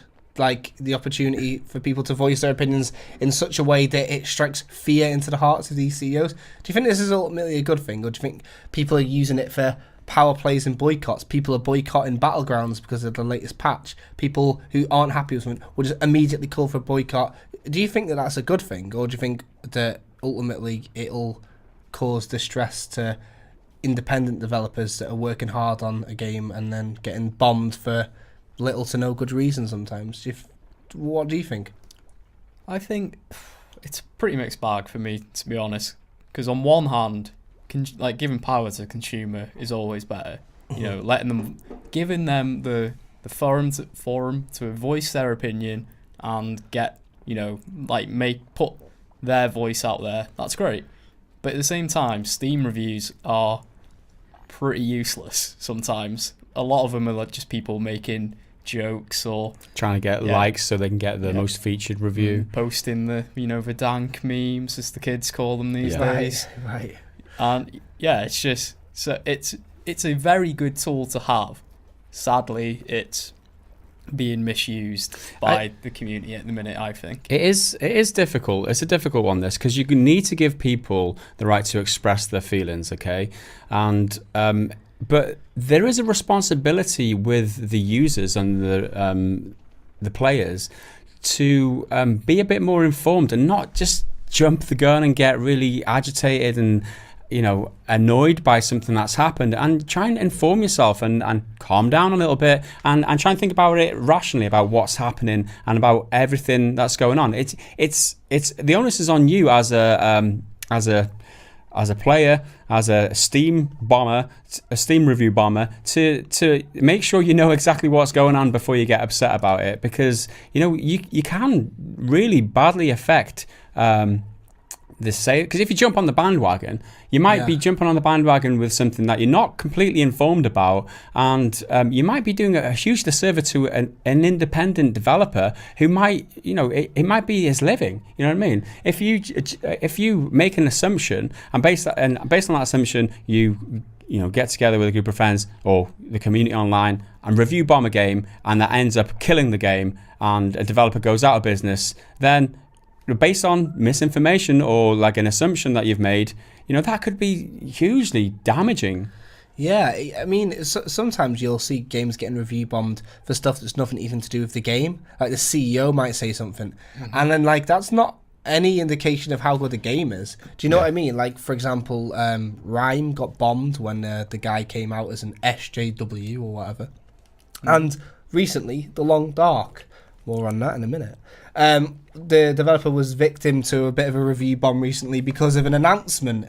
Okay, let me give you a backstory on this. The Long Dark has been in early access for 3 years, right? Or it had been in 3 years. It's been for years. So people were highly anticipating this game. This game is awesome. A lot of love for it in the community. Now, there was an announcement by the what's his name? Have you got his name? No. All right, the developer, or like Hinterland, which is the developers. There was a guy who announced or put on social media that there will be an announcement for the game in like 10 days time or whatever it was. So everyone was like, oh my God, they're going to announce that they're launching the game. So everyone got really highly built up by it and really excited about it. And then he saw that this was happening. This was in an article recently. He saw that was happening and was like, oh shit. All I'm announcing is when the date of the game is going to come out and that it's going to be on consoles. Like, that's all I'm announcing, and everyone is expecting the game to be released now. So lo and behold, he couldn't withdraw his announcement for the announcement, so he went ahead, he announced that the game was going to be released on a certain date, and he got a backlash for it because everyone was disappointed. Exactly. They'd built their expectations up, and because of these people who personally built their own expectations up, he gets the backlash from it, and he saw negative Steam reviews go from the double digits to the triple digits for the first time ever, and that was a huge backlash for him, and that could mean like the difference between getting a few amount of sales or loads of sales. So this is one example of how the community can get you get so excited and get disappointed because they're in control of how excited they get and the hype that they get about a game. So maybe it was partially him to blame for generating this hype in a way, because you see Rockstar announcing Red Dead Redemption 2 with a series of tweets that like everybody gets super hyped for, and that works so well for them. Whereas this, on the other hand, it went south for him really quickly. Exactly, and people are reviewing his game negatively because of something he did on Twitter or whatever social media it is. Nothing to do with the game. Exactly. It doesn't make the game any worse. And this is what I wonder. All this extra shit, like GTA, as you guys know, the mod thing happened recently, Open 4. The game was getting fucking nailed for it. It's nothing to do with the game, is it? Well, like the game as a product. So that's the only problem with these things. That's why I don't really pay much attention to these user reviews, because a lot of the time it can be down to little things like that, like is the developer an SJW? Do you know what I mean? Has someone upset you on Twitter over the past week? So there's a lot of responsibility, and I just want to play that card because it is a good thing to have. It's true, but we need to show that side. It's the same thing as proper reviews, like Jim Sterling. He got pissed off by one little thing and review bombed it. Essentially, it's exactly the same thing. So it's not just user reviews, and it's actual reviews as well. And this is why it's so important to actually read the details of the review. Don't just look at the score. Look at why people are upset. Yeah, exactly. Yeah, there's also the Prey review from IGN, Dan Stapleton, where he ran into an incredibly rare game-breaking bug, like 1 in a million chance of happening. And it just so happened to happen to him. So he gave the game a 4 out of 10, saying, I can't finish this game because of this bug has corrupted my 32-hour save file, so I do not recommend this game to anyone. That drew so much attention, it actually got Arcane, the developers, they responded to this review, and they got like 24-hour working on trying to get this patch out. they sent him a custom save file so he could carry on his review. And he took that criticism, Dan Stapleton from IGN, he took that criticism and he reevaluated the game once it was fixed, and he bumped the score to it was like an 8.8 or something. So yeah, it shows you how, similar to Jim Sterling, he's on reflection realised this is something that only affected me. I should probably reevaluate my opinion of the game. But that's his subjective experience with the game, though, and I think it's right that he gives the 4 out of 10 because that reflects his experience with the game. But is it right that people take 4 out of 10 and decide not to buy it because he had this 1 in a million game-breaking bug? Yeah. I don't know. There's so many different arguments around this. It happened quite differently. So, with Jim Sterling's review of Hellblade, people were like, "Oh, Jim, savage as always." Yeah. But when it happened with IGN, they were like, "Oh, this just shows you how IGN is a worthless outlet," because everyone was loving Prey at the time. IGN pointed out this flaw in the game, so people were like, "Oh no, you're just doing it for the clicks, aren't you?" Yeah. Whereas Jim Sterling, they're like, "Oh, Jim, good boy." And that's another problem with reviews, is that people might negatively review it just to get clicks. It might just throw a load of negative words out in a review just to get people to click it and to because it's a very competitive market these days with reviews. Well, I was getting ready for work today, and I looked on the list of the Hellblade reviews, and I only had time to watch one, and I watched one that gave it a 1 out of 10. That's it. So there's some proof. It's interesting to see it. Half of it, people just can't accept that people don't like other stuff, or people do like stuff. That's the funny thing. Mm-hmm. We've been accused all week of being paid by PlayerUnknown's Battlegrounds because we like the game. Kingsway, which is a thing. Kingsway, yeah. Kingsway. We like you're the gonna game, love this and long apparently dark thing in a people pay minute, us. man. Honestly, isn't it? It's sorry to cut you off there, but it's a small developer that we liked the work of, and we are being paid by them. Apparently, it's one of those things. IGN suffer from that a lot. Yeah, but I think it's what people need to realise is that everybody else has got an opinion. Everybody's got an opinion. Opinions are like arseholes, aren't they? Everyone's got one. Who said that? I don't know. Someone famous said that, and it's true. Right. Everyone's got an arsehole. Everyone's got an opinion. But the thing is, you're never going to agree with everyone. Everyone's entitled to their own opinion. You don't have to jump down their throat because they think differently towards you. You don't have to be aggressive towards someone because they have an opinion. Allow people their opinion and say, "That's cool. I think differently." Don't get so upset. Just calm the fuck down, people. Yeah. So stop listening to reviewers, and let's look at Gaz's review of The Long Dark. Yeah, I'm going to be careful how I do this now, haven't I? Given the fact that let me. We've just gone in on reviewers and how it shouldn't be done. But yeah, again, I'm going to talk about The Long Dark. It's not a full review. I haven't played the whole game, so that tells you something in itself. I don't know exactly the whole game. I've played it. I've played it for over 30 hours because I played it in early access. Yeah, because it was in early access a couple of years ago when I got it. So I played it for 29 hours, and they've since. Because that was just a sandbox mode. That's right. And they've since released on August the 1st, I think it was. It went gold, yes, you're right. And they released the Watermute, which is it's called Watermute, but it's Wintermute. It's Wintermute, isn't it? I think. Is it Wintermute? Yeah. I have no idea. Well, we can. I've got Watermute written down here. So this is the linear experience. This is the story mode basically, right. And this is highly anticipated. So we talked about earlier. This game is developed by Hinterland. It's this atmospheric first-person survival game. Nothing of the like of which that I've seen before. It's so atmospheric and immersive. It's based in the Canadian snowy wilderness, and it's. So I'll talk a little bit about the Watermute. It's definitely Watermute, dude. Okay. A quick Google search will solve this entire issue. We'll just hold this podcast a sec. Hold on, guys. Won't be a sec. Yeah. Bear with us. Watermute. Yeah. Wintermute. Oh, apologies. It's all right. It was Mute. It's definitely Wintermute, dude. Cut that in. So I want to talk a little bit about Wintermute, the single player linear experience, as they call this. So this throws you in, like I said, a linear experience, and the beginning part of it is a bit of a tutorial. You get used to the mechanics of the game, how to craft, how to survive, basically, how to survive the cold and the animals, the wildlife. It's so difficult, and that's like the beauty of this game, is that it's so brutal. It's a brutal game, and it's one of those games where you don't really need a narrative, because a lot of the gameplay is like emergent, right? So you might be facing it with a situation where you need to go out and hunt and get some food or forage or gather or whatever, or scavenge for some shit.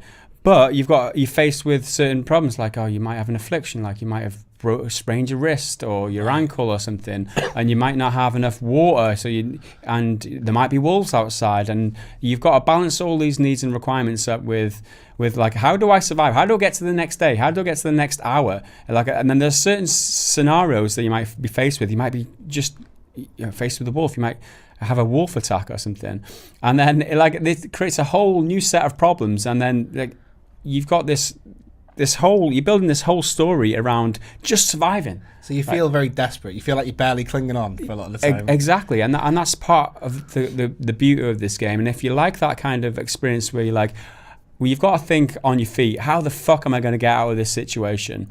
If you like that kind of experience, I would definitely recommend just the sandbox mode even. I'm not talking about the story here. The story mode here. This is the sandbox. I mean, I played it for 30 hours in early access, and I loved it. So anyway, I kind of went off topic. I was going to talk about the story mode. The story mode, I've heard criticisms about. I've heard criticisms that the story is shite, right? And it's not shite at all. It's quite unique in the fact it's not tropey at all. You don't lose your memory. You're not your family member isn't kidnapped or anything. You haven't got to save somebody. It's you go in somewhere for somebody. I'm not going to spoil it too much, but you go in somewhere for somebody. Your plane crashes, right, and you get stranded. But this person you're in a plane with has gone. You got to try and find this person, and this is the whole mystery. And this is what pushes you through the story. Is like there's this mystery because this person wanted you to go somewhere for a certain reason, and now this person's gone. So you don't know why you were going there, and you don't know where this person's gone. So you've got to find out all these answers, and that's what pushes you through the story. And I think it's kind of unique. I like stories where there's a mystery behind it, and I like that you're trying to uncover crumbs of the plot, basically, of what the fuck is going on here.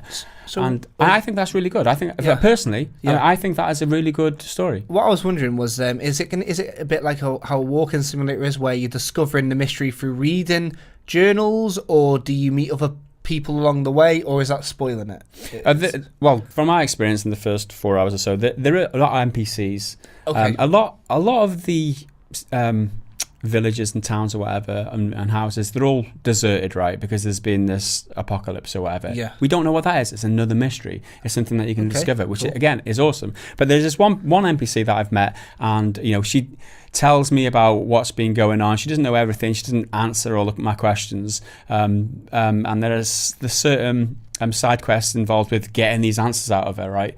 So you got to do her a favor, the old classic side quest. You got to do her a favor, so she does you a favor, but kind of thing. And you can see how that's going to play out. But it's voice acted by the dude. Yeah, David Hayter, the guy, Solid Snake, the original Solid Snake. I recognised that voice, and I was like, whoo! Yeah, so it's a solid voice actor, but not all the lines are voice acted, right? This NPC, the main quest and the main bits are voice acted, but then once she tells you the main bit, you've got a dialogue wheel where you choose what to discuss with her, a la Fallout, you know what I mean? Fallout 4. So that part you've got to read yourself. There's no dialogue to that. But then again, this is an independent studio. This is an independent game. Again, you've got to make allowances for this type of thing because they don't have the huge budget, and they're selling you the game at knockdown prices, not a AAA price of a game. So you can excuse that when you're looking for value for money's worth. Like you might want it to be fully voice acted, but it's not practical, and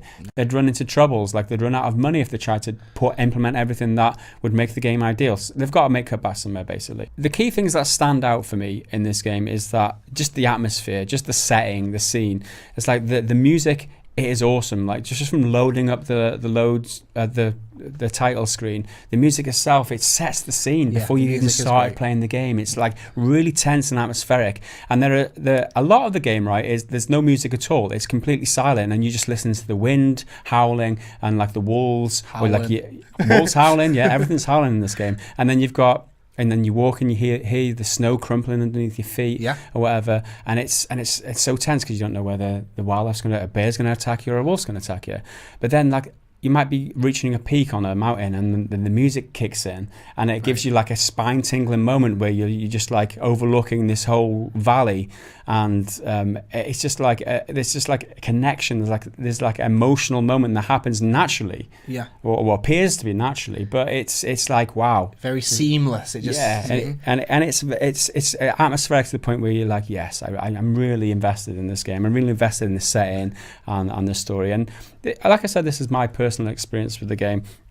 So it's not going to apply to everyone. People, it's a slow game. Some people will not like that. It's not an action game. You're not going to get loads of action out of it. It's more about, it's a thinking man's game, I guess. Yeah, that's what I'm trying to say. It's not an action game as such. With the early access being 3 years in the making, the story has come along, and I believe it's episodic. That's right, isn't it? It is episodic. They've released 2 episodes of 5 to begin with in the story you've already got mode. 2. So we've got 2 episodes to get our teeth into. I don't know off the top of my head when the next 3 episodes are coming, but they are going to be soon. They are supporting this game beyond release. They've released 4 patches, I think, since it was released on Monday last week already. So there were, community feedback, there was bugs or whatever. They've patched them. They're working around the clock to fix it. So the support for this game is really high end. Is there anything else that's been added since? Maybe a lot of people, because it's been around for 3 years, like you say, there might be people listening that have bought it a long time ago, played it.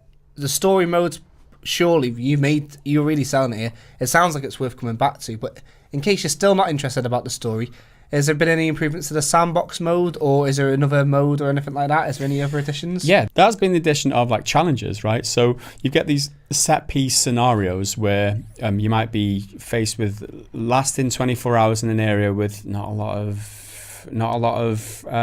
food or something, or there's a blizzard outside, or you might be faced with a bear attack or something, how to survive after a bear attack. So there are these different challenges. So you've got sandbox mode, you've got challenges mode, and you've got the linear experience, which makes up for a really value for money package in my eyes. Like there's a lot of gameplay in this game. Yeah, you could probably just play one of them and it would be worth it, right? You could, if you're just into sandbox, you could just play sandbox mode. If you only want to play the story, like if there was a sandbox mode for like something like Firewatch, I'm sure people would play that. I absolutely loved the sandbox mode because of the emergent gameplay, because you make your own stories as you go along, because it's an open world kind of thing, and you can do what you want, but the challenges you face will come because the world is so brutal, and I love that about it. And the sandbox mode itself, it's worth 30 hours to me. Like I absolutely loved it, and like I did actually gameplay. I did a let's play of it back when this channel was still Gareth Evans Gaming. Yeah, and I did some let's plays of it back then, and just thinking about like the experience,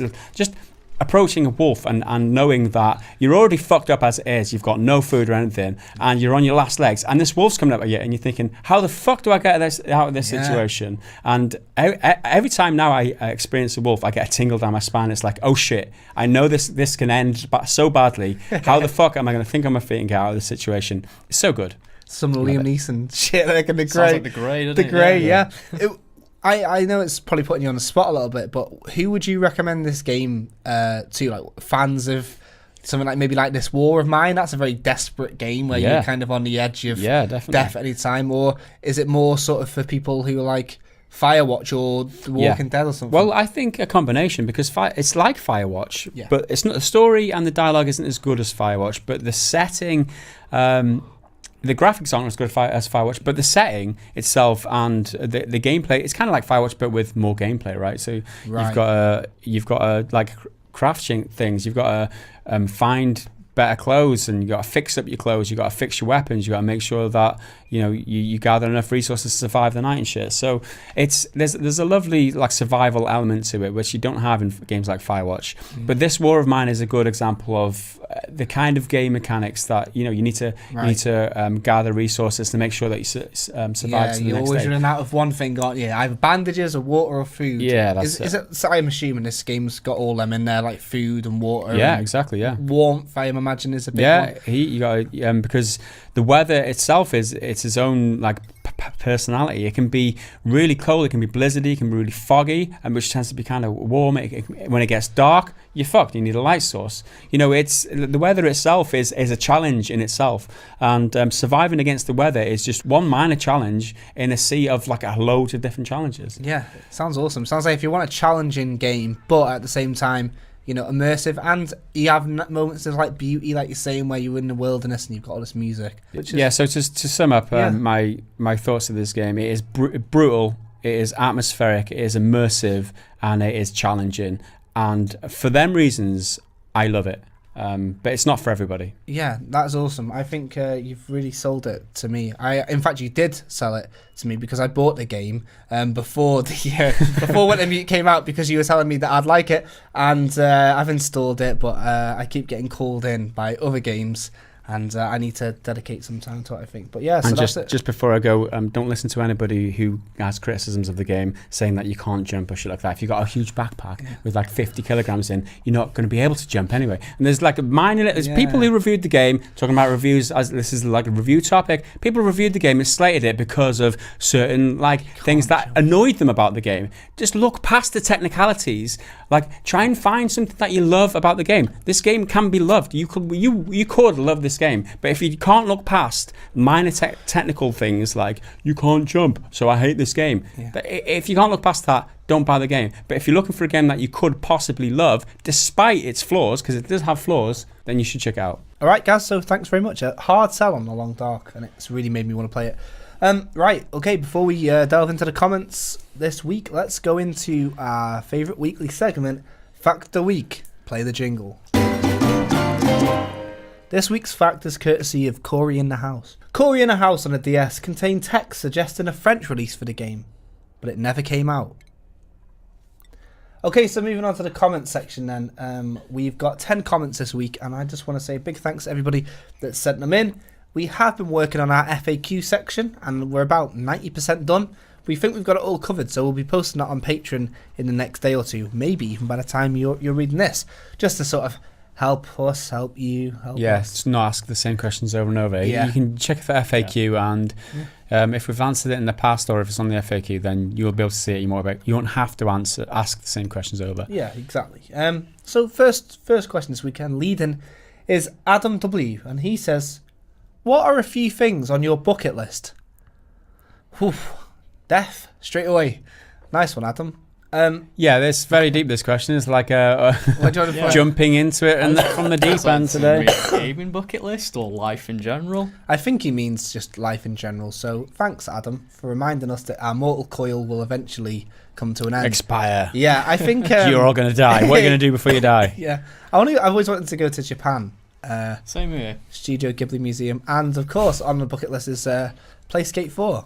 Which, Skate 4. They need to make that, so no pressure, guys. But you've got a good 60-odd years yet. That's about it, really. I wanted to play abroad musically, and I did do that. So I've done that, and it was quite underwhelming, really. So, yeah, Japan. And that's about it, really. What about you guys? A lot of mine's just travel-based. Like, so many places. I want to go to, like, Japan, China, Hong Kong, Vietnam. I wanted to go around. Like so, like Asia, pretty much Asia, and all America as well. I've never been to America. I'd love to do like a state to state tour. Yeah, like it was this weird thing me and my friend had back in high school where we said we'd do a fast food tour of America. Yeah, do like A to Z of restaurants or something. There's a program, Diners, Drive-ins, and Dives or something, and they do that, don't they? Kind of like that, yeah. What are you guys? Yeah. Bucket list. I don't know if I have a bucket list in a traditional sense. I guess I think. I'm the boring one with no bucket list, I guess. I'm too old for a bucket list. Too old for a bucket list. Close to comfort. Yeah. It's like I don't want to think about my own death. Stephen Hughes. Great show, guys. Jim Sterling. Who's he? Recently uploaded a video about a bunch of garbage, low-effort games showing up on PSN. How do you feel about this? Do you think games like Life of Black Tiger have a place on consoles? or should that type of shite stay put on Steam? Love the new logo, by the way. Thanks, Stephen. Cheers, Steve. I think, Jim Sterling's career has been diving into the Steam Greenlight shite for ages, and I think that's awesome. And it's funny to see him do it on the PlayStation Store, because in the UK, it is quite well regulated. You don't get a lot of this shit. He's in America, right? So a lot of the stuff on there is utterly shit. And how can you fucking say, PlayStation Network, you're not putting crossplay on your games because you're worried about the quality of life that your fucking gamers have, and then at the same time you're giving them fucking asset flips and ports of mobile games full price? Fuck off.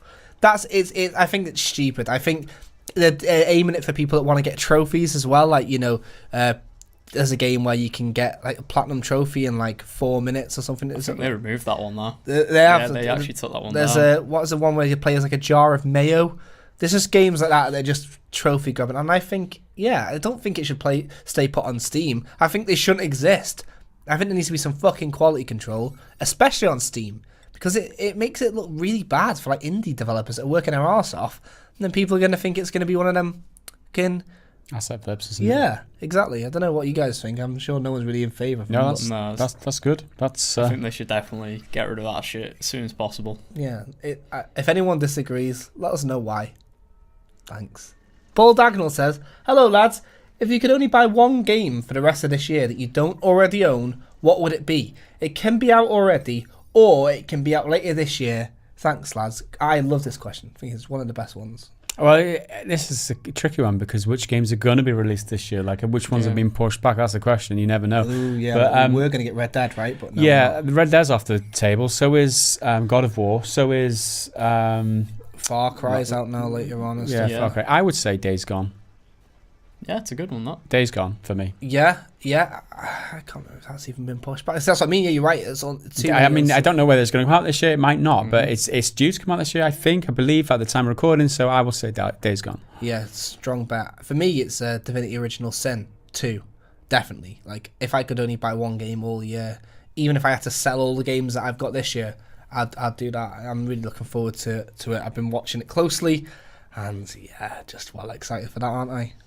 I honestly really don't know, but as like a placeholder, I'll just say Uncharted, because I love Uncharted, and to see like the last installment of the series, I wouldn't want to miss that at all. So I think Knack 2 as awesome. Well. Yeah. All right. So Knack 2. Uncharted. Yeah, that's gonna be. That's real soon as well. Yeah. All right. So cheers, Paul. I'd like to know what everyone else is thinking as well. Is anyone looking forward to the new Call of Duty game or Destiny or something? Because they are pretty big. A lot of people on the low have pre-ordered them, I've noticed. Morton, what's up, man? Are any of you guys into philosophy? Do you have any favourite philosophers? Mine is Marcus Aurelius. Thank you. Aurelius. His meditations are amazing. I'll jump off on this one. I'm a huge fan of philosophy. I've read a lot. And Marcus Aurelius, famous Stoic philosopher, he was an emperor of Rome, in fact. Awesome. I love his meditations.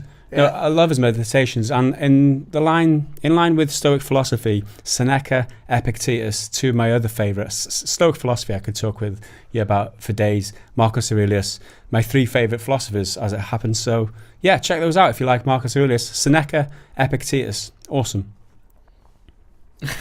What are we going to say about that? I mean, I read a lot of like political philosophy, being, I've got politics degree and shit like that. John Stuart Mill, that kind of thing. Yeah, like Thomas Hobbes, Immanuel Kant, Leviathan. Like Marx is an obvious one. Classics. I wouldn't say I have any particular favourite, but I am familiar with quite a lot of them. I think Thomas Hobbes always struck out at me just how cold and brutal his philosophy was. He believed like life was literally just cold. Was it cold, short, and brutish? Yeah, was his quote. Omnium contra omnes, like everyone at war against the social everyone else, contract. Right? Yeah, and a lot of that stood out to me because it really pointed out to me how pessimistic a lot of my classmates were at uni, because a lot of them really subscribed to that philosophy. Right. So Thomas Hobbes, he's not my favourite, but he really stood out. It's memorable, yeah. There we go, Morton. I'm Great question. Sure if you asked this question, you probably weren't expecting a detailed answer as that, surely. So you got your money's worth for that one. Fucking hell. Even I was like, whoa, that's impressive. All right, so next up, GingerTube. Have any of you guys played Sundered yet? Interested to know your thoughts on it, especially given Gaz's apparent love of roguelikes. Gaz's Obviously- newfound love of roguelikes. yeah. Obviously, he's being a bit sarcastic with that because, roguelikes, obviously. Gaz has discovered something new in this. I don't mind them, but it puts me off. If I know it's a roguelike, it'll put me off, especially in an adventure game. That's all. Sundered, actually, I haven't played it. I don't know. I haven't played that. I know it's like a Metroidvania from the guys who made. I can't remember. It might be Guacamelee. Don't quote me on that because I'm not sure. All right, I won't quote you. But yeah, I've heard lots of good things about it. But it's meant one to of be. them. I've heard a lot about that and Dead Cells. Yeah. And then I heard a lot of good stuff about Hollow Knight as well. And then I played Hollow Knight, and I just don't think any other game that's a Metroidvania should have come out this year since then. There's been a lot of Metroidvanias this year. Fuck me, yeah. But Hollow Knight. You love it. Oh man, It's hard to beat Hollow Knight. yeah. Good luck with this. You Sundered, Dead Cells. I'm going to give them both a chance. Dead Cells is next on my list after The Long Dark, but I will get onto Sundered. So I'll come back to you. I'll find you on Patreon and I'll let you know then. Thanks anyway though. Naked Chef. What are each of you guys' most disappointing game cancellations during development besides Scalebound? I'm assuming he means StarCraft Ghosts. Anyone? On that note, what happened to that game Capcom showed off during PS4 launch with The Knight and the Dragon? Oh, Deep Down. I remember that one. Also, have any of you played Battle for Middle-earth? Great RTS, in my opinion. Battle for Middle-earth is a great RTS. Me and Mike love it. But back to the question at hand. Can you remember a game that was cancelled and you guys were like, no, don't do that? There was a Daredevil game they were working on that got cancelled, and that looked really cool. Yeah, Unseen 64 did a thing, didn't he? It was like, it looked like Batman Arkham, but with Daredevil characters, like Kingpin and Elektra, Bullseye, and it had a great concept to it. Like, you would have gone around the world stopping crimes, just beating shit out of criminals, stuff like that, and it looked like it had a lot of potential. I have to. That's a good answer. Pretty underground. I'm gonna go with just Silent Hills. Oh yeah. Junji Ito, Hideo Kojima, Del Toro. It could have been amazing. It's still too soon. Chosen one. It's still too soon to talk about it. It's god damn. But finding out that to find out that everyone's on board with Death Stranding, apart from Junji Ito, who's the one I'm most excited about, and he's the only one that isn't confirmed. It means that I kind of still have got a little bit of faith, but that was sad. I love Silent Hill games as well. What about you guys, though? Yeah, I was so disappointed with Scalebound being cancelled. Yeah. I know you love your teenage guys in Beats headphones. No, I couldn't give less of a shit about that game, to be honest. Yeah. All right, well, Vinny Bartels is next, and he says, you're battling each other for control of the channel, and it's a dance battle. You get to pick one video game character to be your champion, but they can't come from a dance or music game. With the fate of the channel at stake, who is representing you? I'm going to say Eddie Gordo from Tekken. He can dance like it's no one's business. That's his martial art is literally dance fighting. Yeah. So he's not from a dancing game, but he can dance. Yeah. Eddie Gordo. Eddie Gordo was so cheap that even the answer with Eddie Gordo in is cheap. Yeah, even just his name is cheap. I know it is. I would pick Ricky Maru from the video game that you may have heard of called Tenchu, because he's a ninja, and ninjas are very good at moving fast and accurately and agile, and he would slice anyone to death secretly. We're talking dancing, we're not talking about fighting. Oh yeah, you both picked fighters here, guys. Come on. Eddie Gordo can dance. Eddie Gordo is a dancer. Ricky Maru's a ninja. They can do pretty much everything. I don't really have an answer. I don't think anybody who I've played as would be a good dancer. I was going to say, when you're playing a game, you don't really think of them and think, would they be a good dancer? I like the question. Yeah. The question is awesome.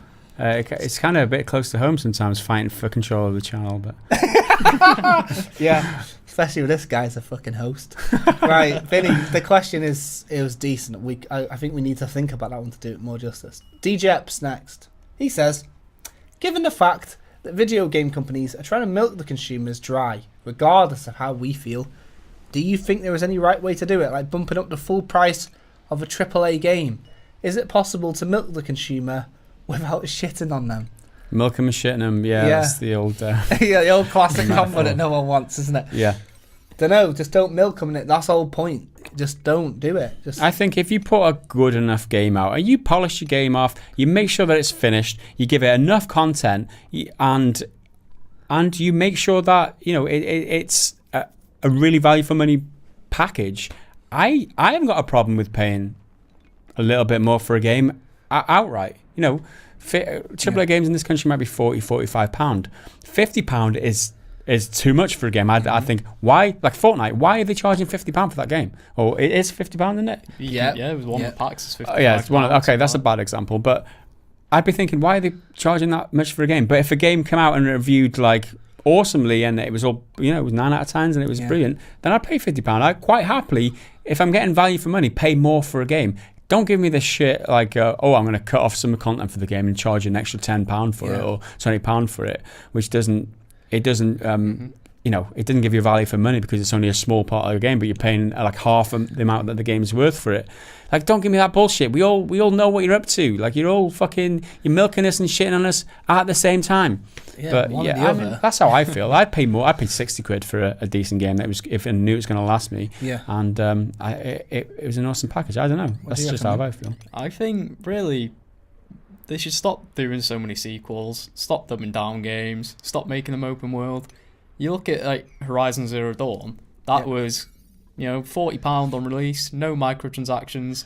It's got a single expansion pack coming out this November, and it's like the biggest IP launch of this year so far. Yeah. Because it was a fresh, original idea. Yeah. That's what people seemingly want these days. Yeah, exactly. New world, yeah. Exactly. I think that ties into my answer, which is, if you are gonna milk or get more money, do an expansion properly. Don't, like you're saying, Gaz, don't cut out a bit of the game.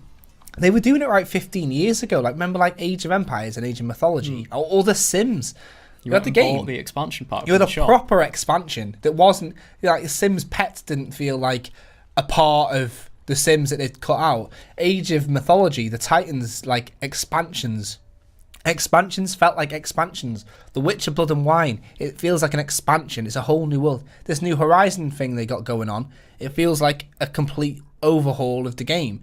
So I think if you're going to do it that way. Yeah. But just do it properly. Yeah. Don't make it a fucking season pass. You dickheads. I think the big tip off for people is that if they announce this DLC before the game or expansions before the game's even been released, or they're working on before they've even finished working on the game itself, they're working like Ark for an example. They've got an expansion to that game before the game is out of early access. Yeah. That is just everyone knows that's milking now and the money grabbing. It was conveniently delayed as well the other day. Yeah, no, don't get. Let's not talk about that too much. Exactly. So people cottoning on now, so they just need to be fucking straight down the line. Be honest with people and do things right. Exactly. So there you go. Hope that answers your question, DJep. Stephen Beaufort Jones, Beaufort says, cheers for answering my question, guys, but I forgot to ask the most important question. What did you get pulled over for? Well, for those that don't know, we had a little pretty good gaming excursion a couple of weeks ago. We did a 140-mile round trip to go and see the film Dunkirk. It was 140 mile for Mike because he's from Bangor, so it's like 30 miles to here. So it's a bit short. It's a bit shorter for us. It's not that long. Okay. So we went on a long ass fucking trip. It's like a 70-mile round trip. It was like an hour and a half either way. An hour and a half journey each way to see fucking Dunkirk in Manchester because it was on a massive screen.